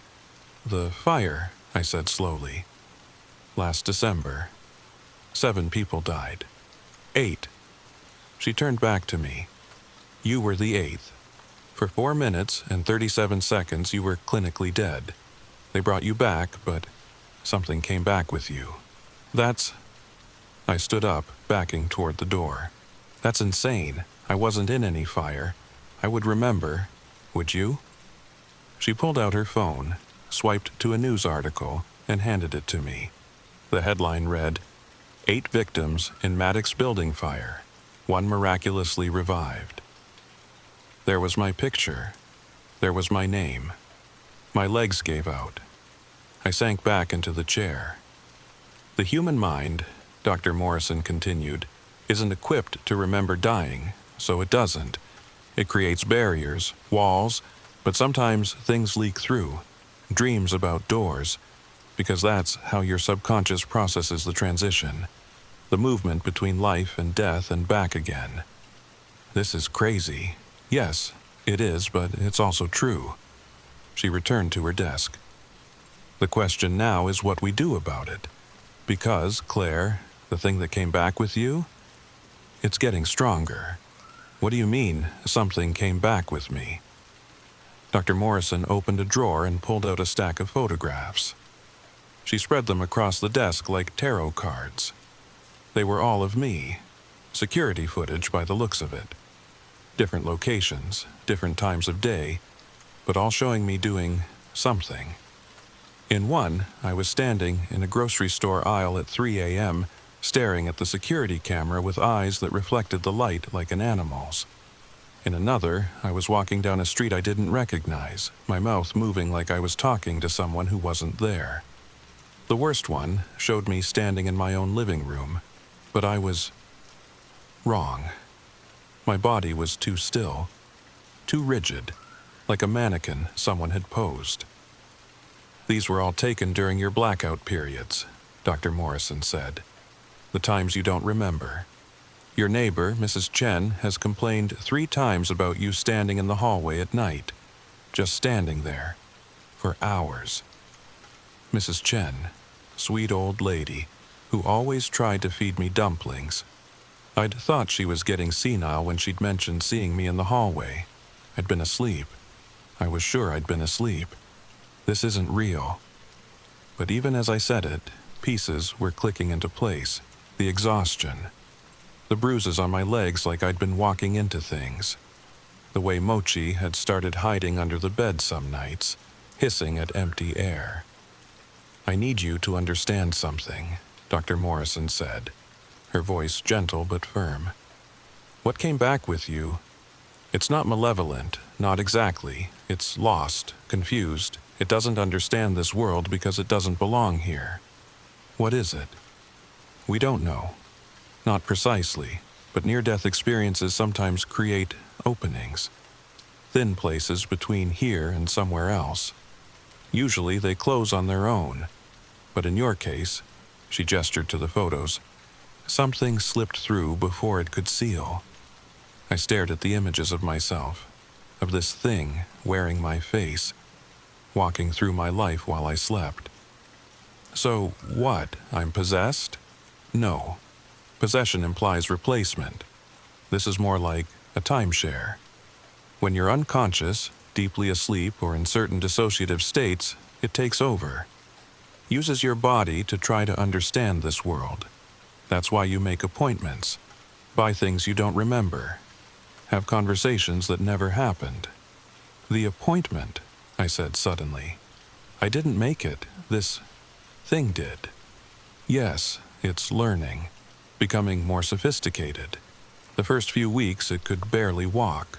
Now it's making phone calls, scheduling appointments, maintaining your cover. It doesn't want to hurt you, Claire. It needs you. You're its anchor to this world. I thought about all the little things. The way my laptop would be warm in the morning, like someone had been using it. The Netflix shows I'd apparently watched but couldn't remember. The text messages in my sent folder that I'd never typed. Can you get rid of it? Dr. Morrison's face was carefully neutral. That's what we've been trying to do. The 17 sessions you don't remember.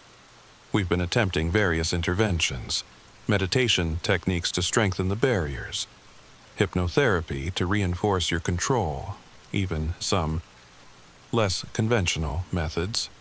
And it's adapted to everything we've tried. It learns, Claire. Every time we push it back, it comes back stronger, smarter, more integrated into your life. She pulled out another photo. This one was different. It showed me, but I was smiling. Not my smile. Something else wearing my face and trying to approximate joy. Behind me, barely visible in the shadows, was a shape. Humanish, but wrong, too tall, too angular. Like someone had tried to draw a person from memory and gotten the proportions wrong.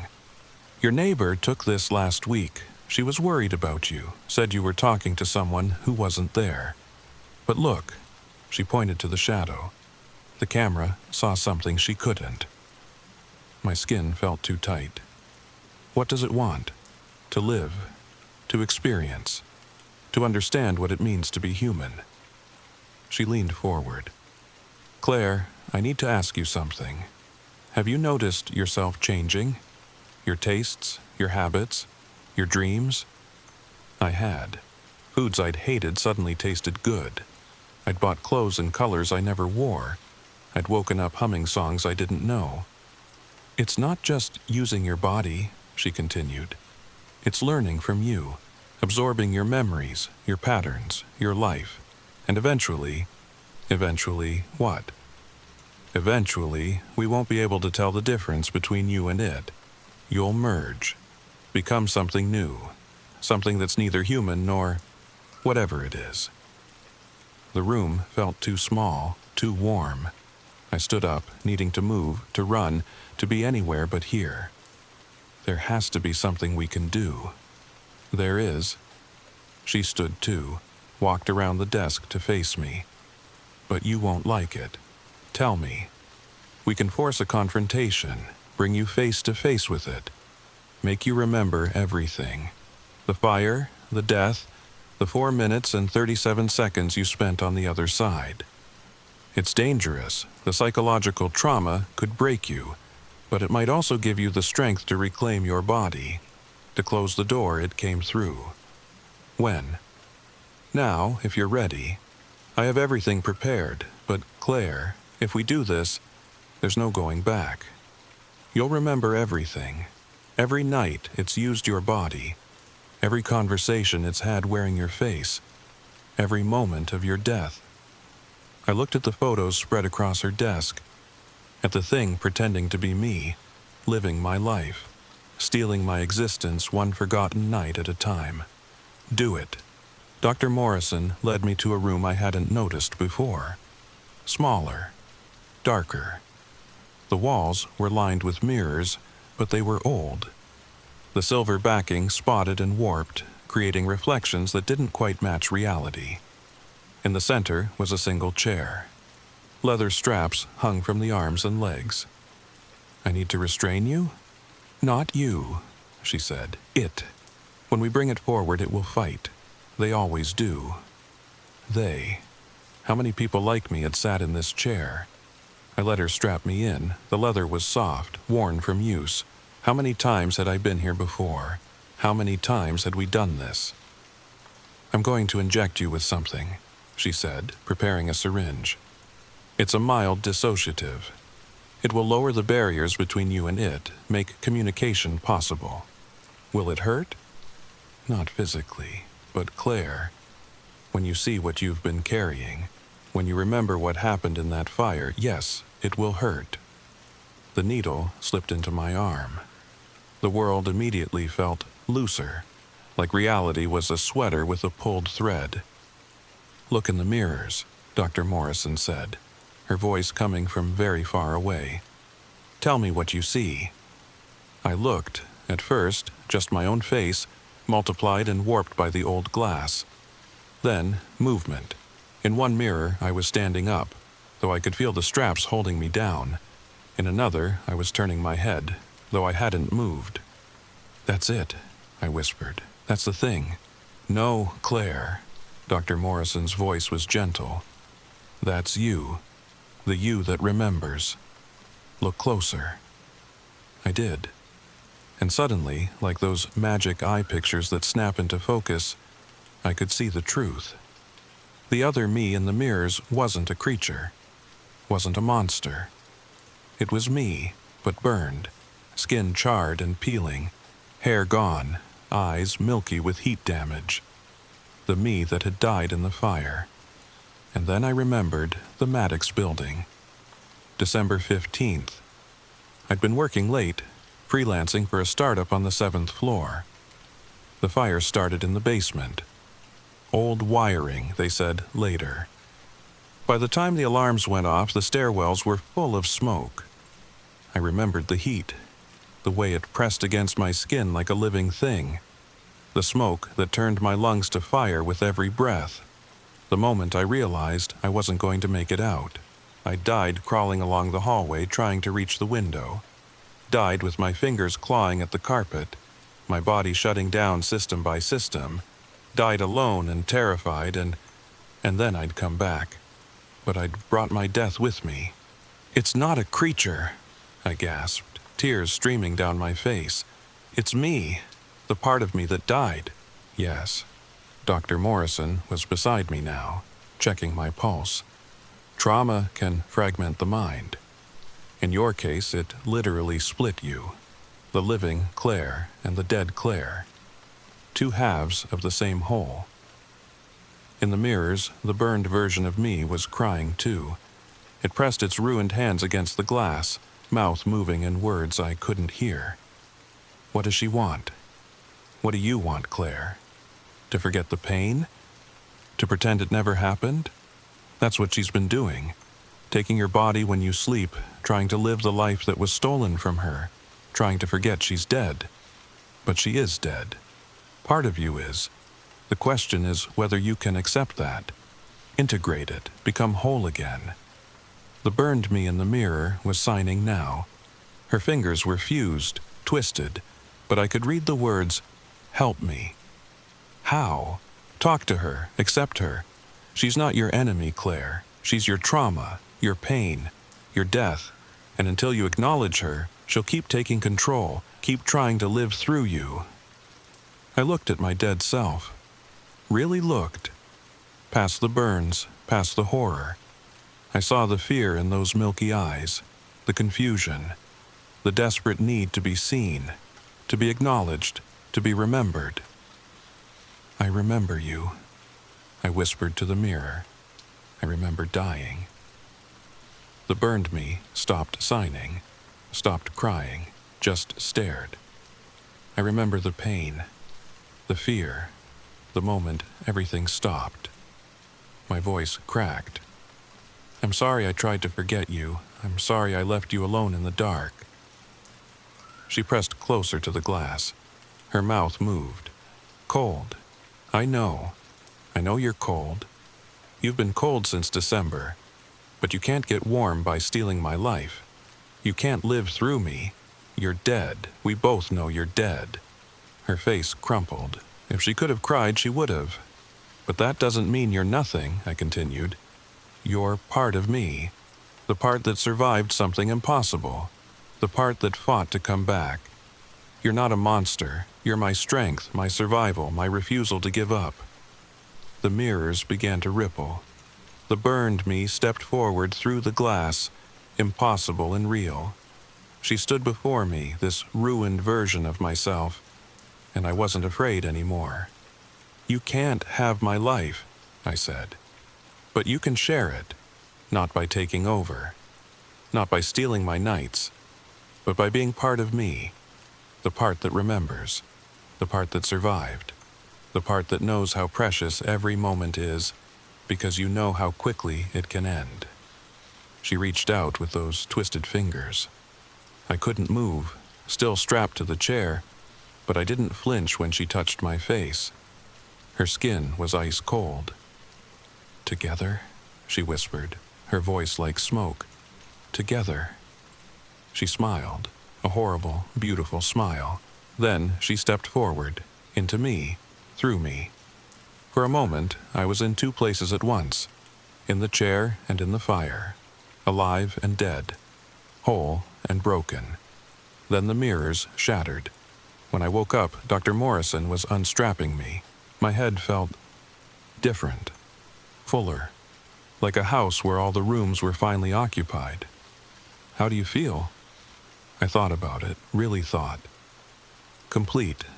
For the first time in months, complete. The integration worked. You'll still have the memories. The trauma. But they're yours now, not something separate. You won't lose time anymore. Won't wake up to find things moved. The appointments you don't remember, they'll stop. Will I see her again? In mirrors? Maybe, on bad days, when the trauma feels fresh. But she's part of you now, not apart from you. You've reclaimed your death, Claire. Made it part of your story instead of something that haunts you. I stood on shaky legs. In the broken mirrors, I caught glimpses of myself. Just me. No burned version, no other.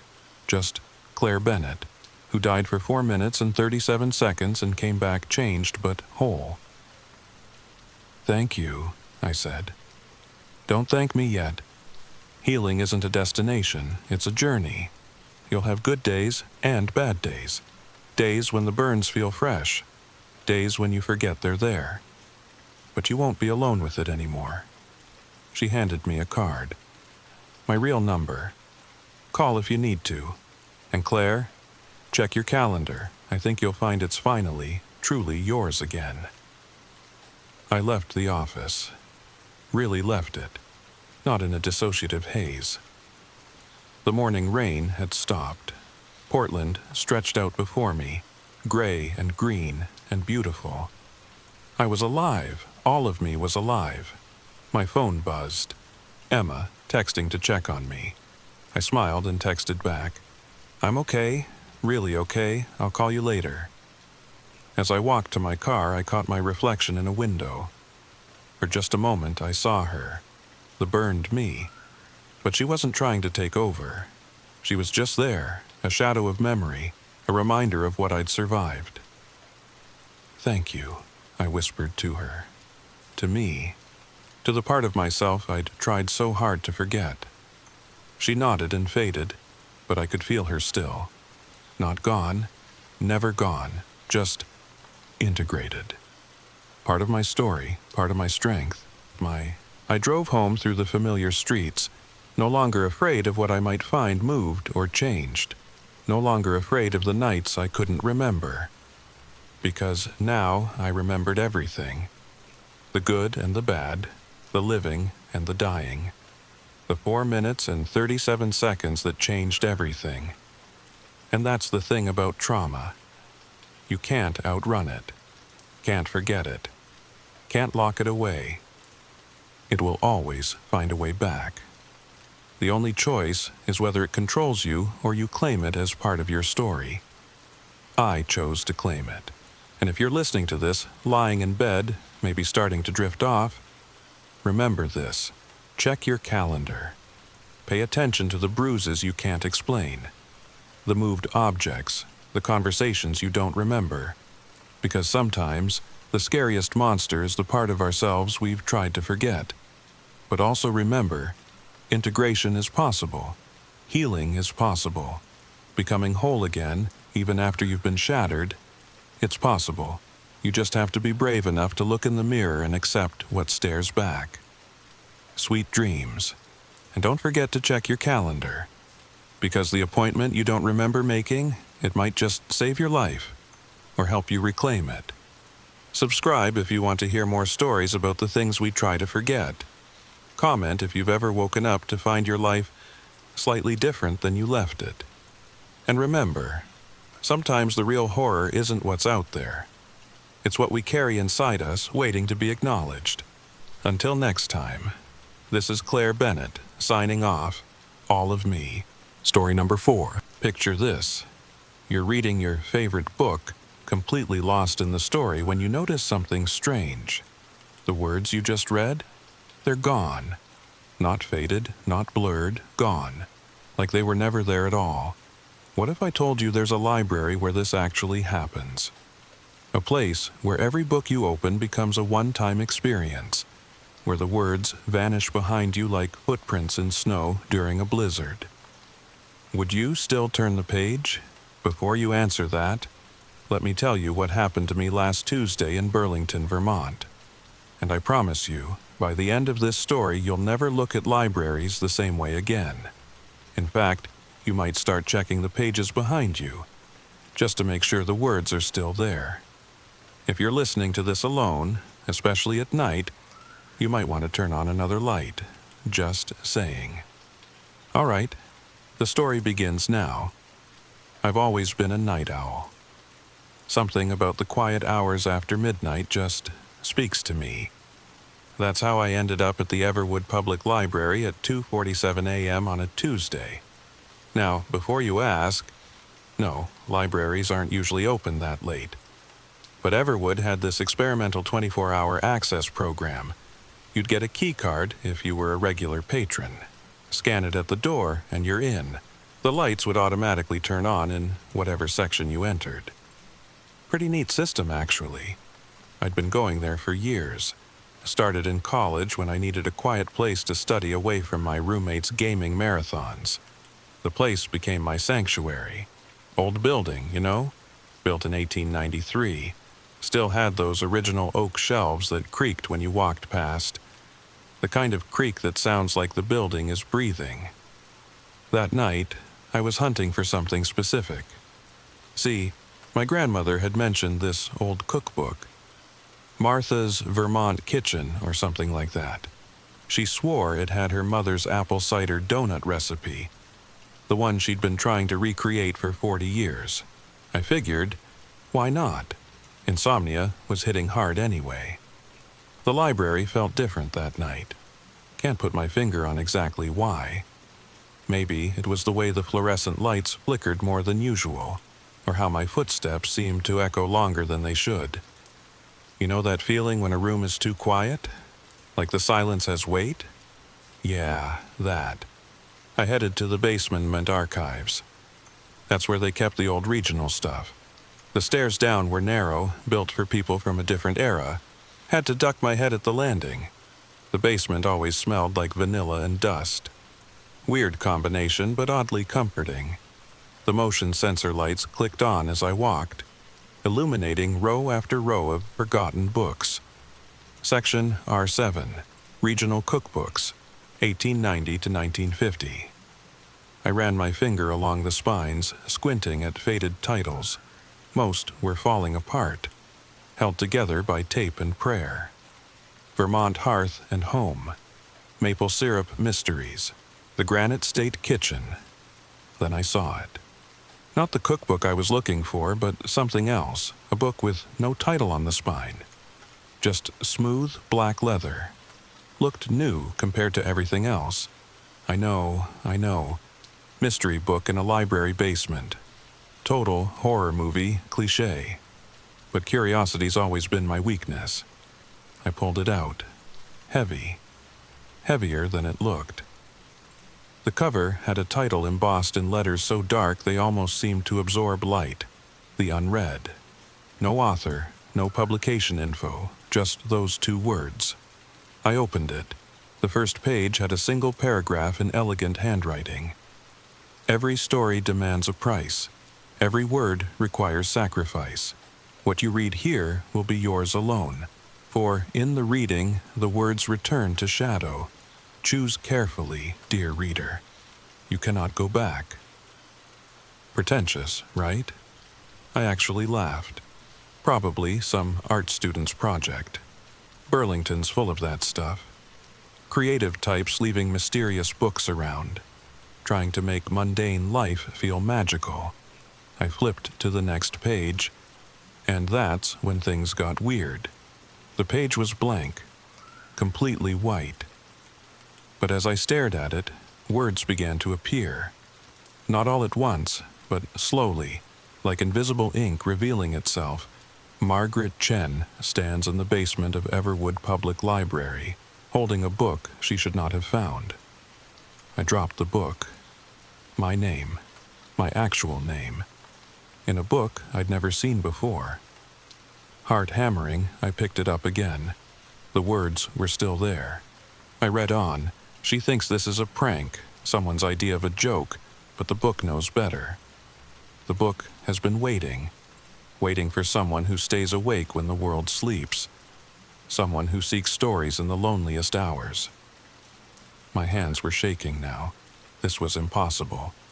Some kind of trick. Had to be.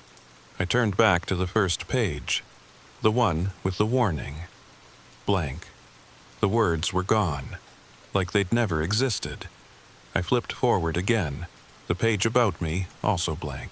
But new words were forming on the next page. The library has rules, ancient rules. Rules written before Burlington had a name, before Vermont was a state. Rules about what happens to those who read what should remain unread. I wanted to close the book. Every instinct screamed at me to put it back on the shelf and leave. But I couldn't. You know that feeling when you're watching a scary movie and you want to look away but can't? Like your eyes are magnetically locked to the screen? That's how the book felt. Like it had hooks in my eyes. I kept reading. Behind Margaret, the lights begin to flicker. Not randomly, in sequence. A pattern, a countdown. I turned around. The basement lights were indeed flickering, one by one, starting from the far end of the room. Each light dimming in turn, coming closer. She has 30 seconds before the last light dies. 30 seconds to decide, close the book and flee, or read on and learn why some stories choose their readers. 25 seconds, I counted. The darkness crept closer with each dying bulb. 20 seconds, 15. I made my choice. I ran. But here's the thing about running from a book. You can't unread what you've already seen. I made it to my car, hands fumbling with the keys. Drove home on autopilot. Kept checking the rearview mirror, though I didn't know what I expected to see. A book following me? Ridiculous. I didn't sleep that night, or the next. Every time I closed my eyes, I saw those words appearing on the page. My name. Written by what? Who? By Thursday, the exhaustion was winning. I'd convinced myself it was a hallucination. Stress from work, too much caffeine, not enough sleep. The mind plays tricks, right? But I had to know. I went back. 3 a.m. this time. The library looked exactly the same. My keycard worked. The lights clicked on. The basement was waiting. Section R7. Same dusty smell. Same narrow aisles. The book was gone. I searched every shelf. Nothing. Like it had never existed. Relief flooded through me. See? Hallucination. Stress. I laughed at myself. Actually laughed out loud in that empty basement. The sound echoed strangely, but I didn't care. I turned to leave. And there it was.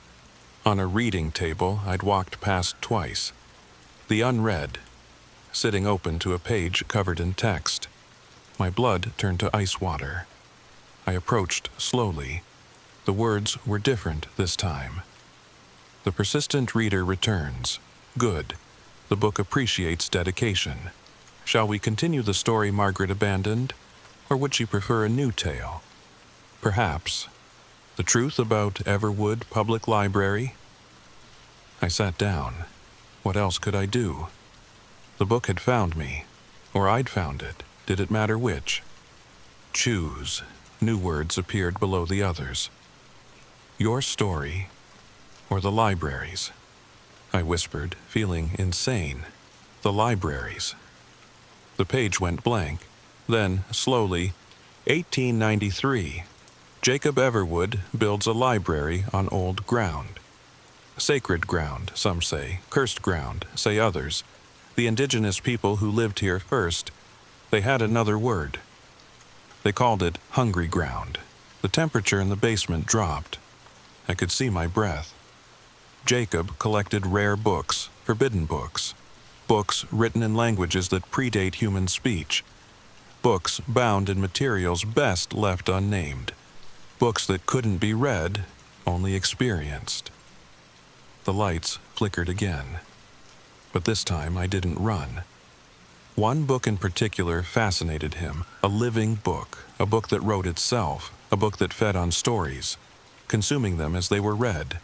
Jacob thought he could control it, use it to preserve knowledge forever. I turned the page. The previous one was already blank. He was wrong. Simple words, but they made my skin crawl. The book didn't preserve stories. It devoured them. Every tale read from its pages vanished from existence. Not just from the book, but from everywhere, from every copy, from every memory, as if the story had never been. That's when I noticed something. The cookbook I'd originally come for. Martha's Vermont Kitchen. I couldn't quite remember why I'd wanted it.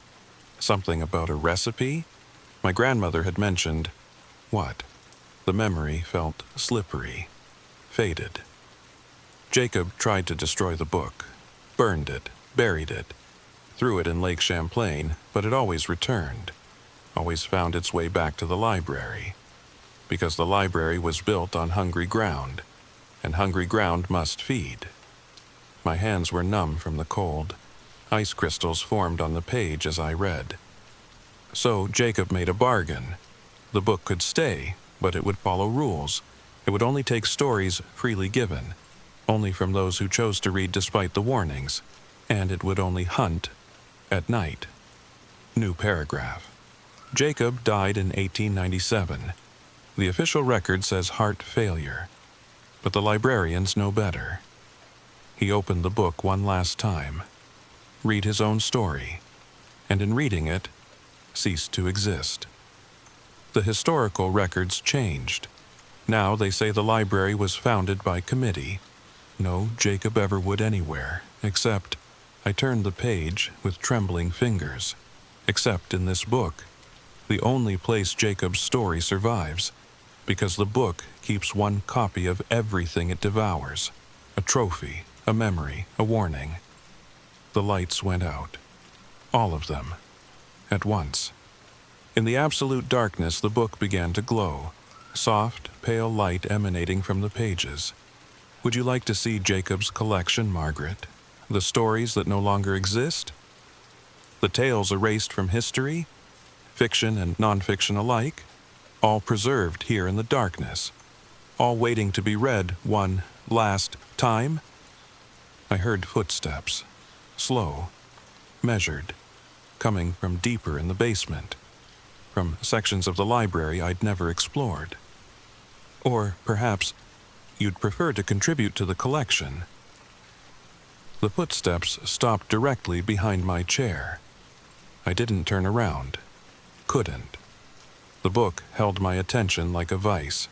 Choose quickly. The hungry ground grows impatient, and dawn is still hours away. I chose to read. What else was there to do? Run again? The book had already proven it could find me. And something deeper, some stubborn part of me, needed to know what those footsteps belonged to.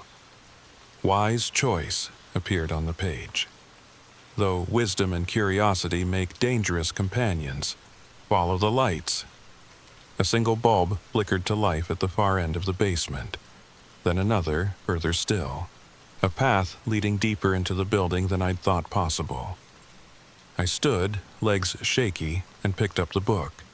It weighed nothing now, like holding air shaped into leather and paper. The footsteps resumed behind me, matching my pace exactly. I didn't look back. Some knowledge comes with too high a price. The path led through sections I'd never seen, older. The walls changed from painted concrete to brick, then to stone. The air grew thick with age and something else. Something that made each breath taste like copper pennies. Finally, a door. Ancient wood bound with iron. No handle, just a depression in the center, book-shaped. I placed the unread into the space. Perfect fit. The door swung open silently. The room beyond defied physics. Too large for the building above. Too large for Burlington. Too large for Vermont. Shelves stretched up into darkness. Endless rows disappearing into a ceiling lost in shadow. And the books. Thousands. Tens of thousands. Each glowing faintly like the unread had. Each one a story that no longer existed anywhere else. Welcome to the true library, the book in my hands wrote. Every story ever consumed. Every tale taken by the hungry ground. Fiction that shaped nations before it was eaten. Histories that explained the world before they were devoured. And yes, people. So many people who read their own stories and vanished into paradox. I walked among the shelves. The titles were in every language imaginable, and some that weren't. I recognized none of them, but felt like I should. Like memories of memories, dreams of dreams. The Second Constitution, The Seventh Continent, Shakespeare's Final Folio, The True History of the Moon Landing, Boston, City of Canals, The President Who Never Was. That last one made me stop. My hand moved on its own, reaching for the spine. Careful, the book warned. Read any of these and you become part of the collection. Your story joins theirs, forever preserved. Forever gone. I pulled my hand back. But you're curious. They always are. One story won't hurt, will it? Just a page. Just a glimpse of what was lost. The footsteps had stopped, but I felt presence all around me now, watching, waiting. Here's a secret, Margaret. The book lies. The book always lies. These aren't destroyed stories, they're sleeping ones, waiting for someone brave enough or foolish enough to wake them. My heart hammered against my ribs. Every story in this room wants to exist again, needs to exist. But existence requires sacrifice, a trade, one story for another. Read the tale of the lost city of Burlington, and your hometown vanishes. Read about President Harrison's second term, and Lincoln disappears from history. The temperature dropped further. Frost formed on the shelves. Or read your own story, the one being written right now, the story of Margaret Chen who found the true library. Read it, and decide how it ends. A new book appeared on the shelf in front of me. Thin, fresh. The spine read, The Last Reader, a Margaret Chen story. But know this. Once you start reading your own story, you can't stop. You'll read all the way to the end. Whatever end you find there, or whatever end finds you. I stared at the book. My book. Everything in me screamed to run. But my hand was already moving, already reaching. That's when I heard it. A whisper. Not from the book. From behind me. Don't. I spun around. A man stood there, middle-aged, tired eyes. Clothes from another era. No, not stood, flickered, like a projection missing frames. I'm Jacob, he said. Or the echo of him. All that's left after I read my own ending. You're supposed to be dead. He smiled sadly. Death would be simpler. I exist only here now, in the spaces between stories. Guardian and prisoner both. Why warn me? Because the book is hungry tonight. Hungrier than usual. It's been too long since someone contributed a truly unique story. And you're fighting it. That makes you interesting. That makes your story valuable. The book in my hands grew warm. Words appeared faster now, angry. Don't listen to shadows. He had his chance. He chose poorly. You could choose better. Read your story. Control your ending. Write yourself into forever. Jacob stepped closer. His form solidified slightly. That's the trap. The moment you read your own story, you become the story. And stories can be edited, revised, erased. Then what do I do? He glanced at the book in my hands. Something I never had the courage for. Write instead of read. What? The book responds to will, strong will. Instead of reading what it offers, write what you choose, change the rules. But be warned, the hungry ground doesn't like being denied. It will fight back, and if you fail, he gestured at himself. This, forever this. Neither real nor unreal, neither story nor storyteller. The book burned hotter. Angry words scorched across the page. Enough. Choose, read, or leave, but choose now. I looked at Jacob, at the endless shelves, at the book demanding my decision. Then I did something neither of them expected. I laughed. You know what? I said to the book, to Jacob, to the hungry ground itself. No. The book's pages fluttered violently. Jacob's eyes widened. No. Appeared on the page in letters so large they barely fit. No, I'm not reading my story. I'm not writing a new one. I'm not playing this game at all. You must choose. Says who? You? Some sentient book with control issues? I don't think so. I set the book down on a nearby shelf. It immediately flew back into my hands. You cannot refuse. The hungry ground must feed. Then let it chew on this. I'm a technical writer. You know what I do all day? I write instruction manuals, documentation, the most boring, mundane, story-free text imaginable. The book's glow flickered. I spent 8 hours today writing about software update procedures, version 2.4.6 to 2.4.7. 40 pages of the driest, most clinical prose ever created. Not a story in sight.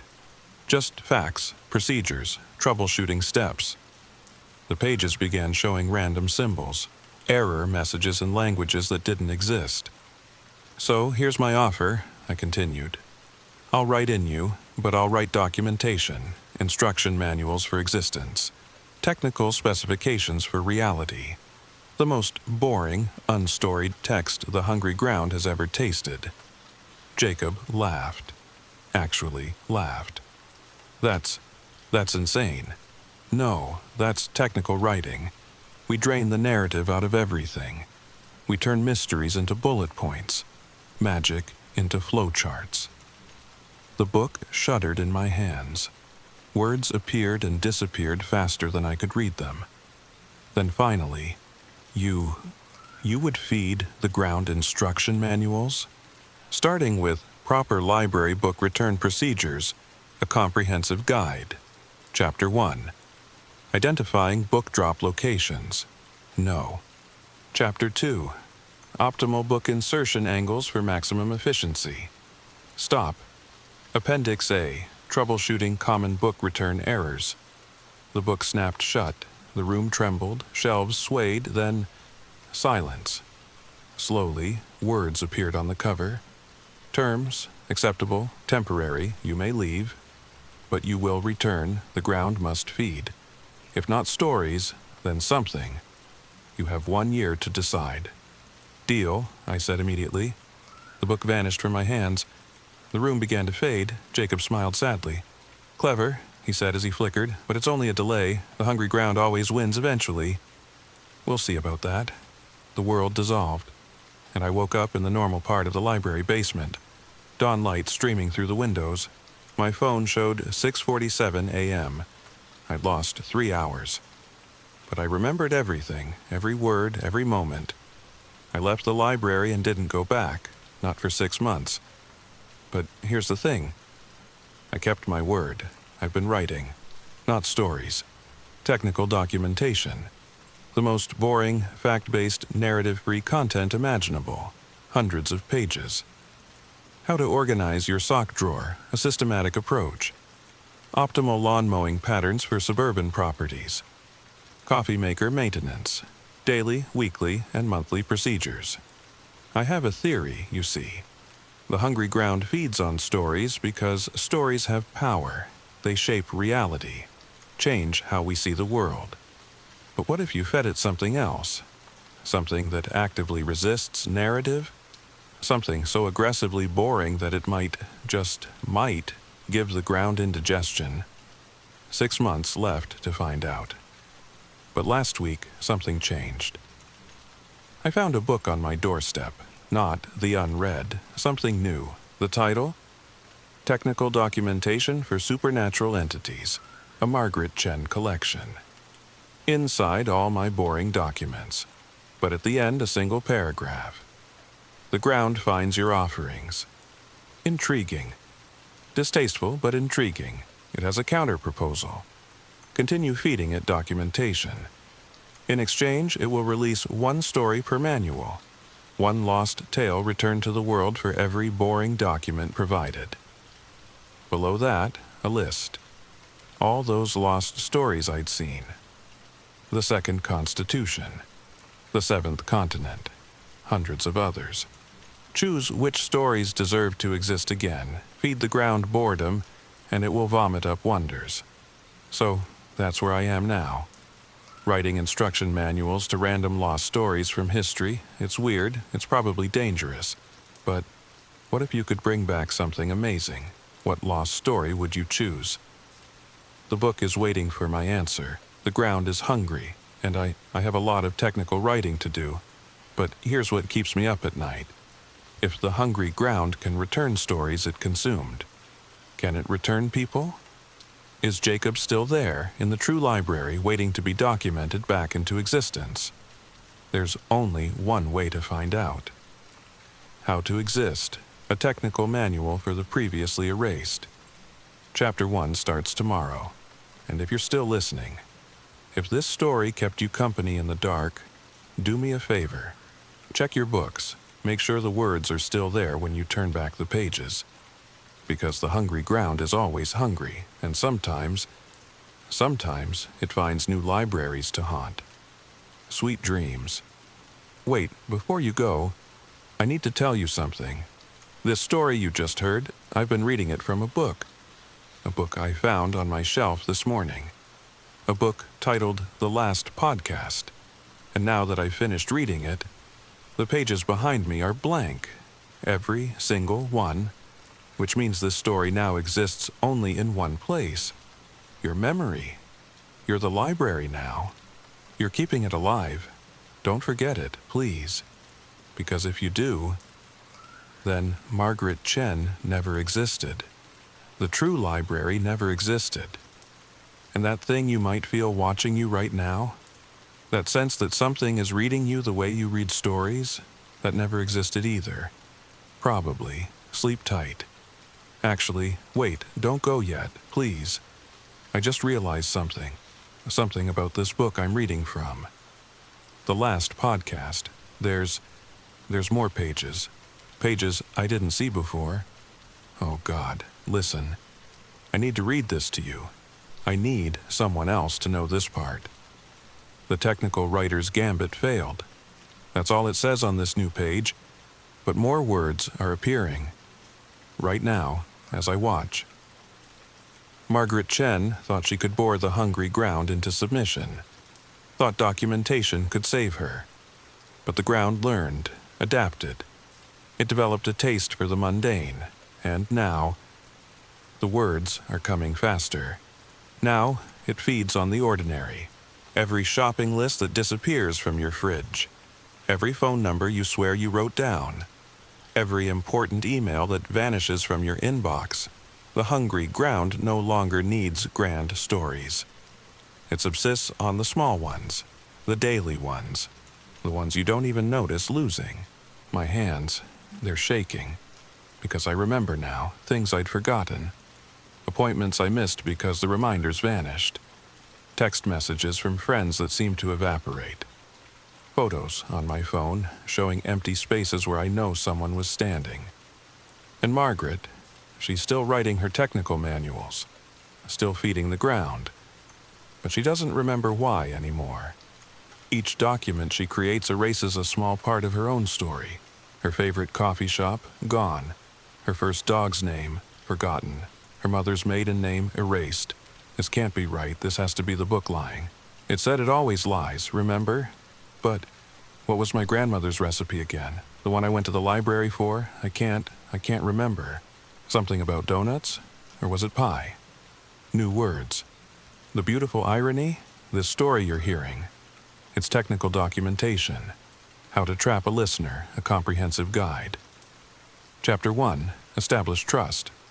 Chapter 2, build tension. Chapter 3, create investment. Chapter 4, spring the trap. No, that's not.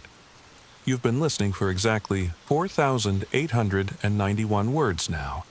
That's precisely how many words it takes.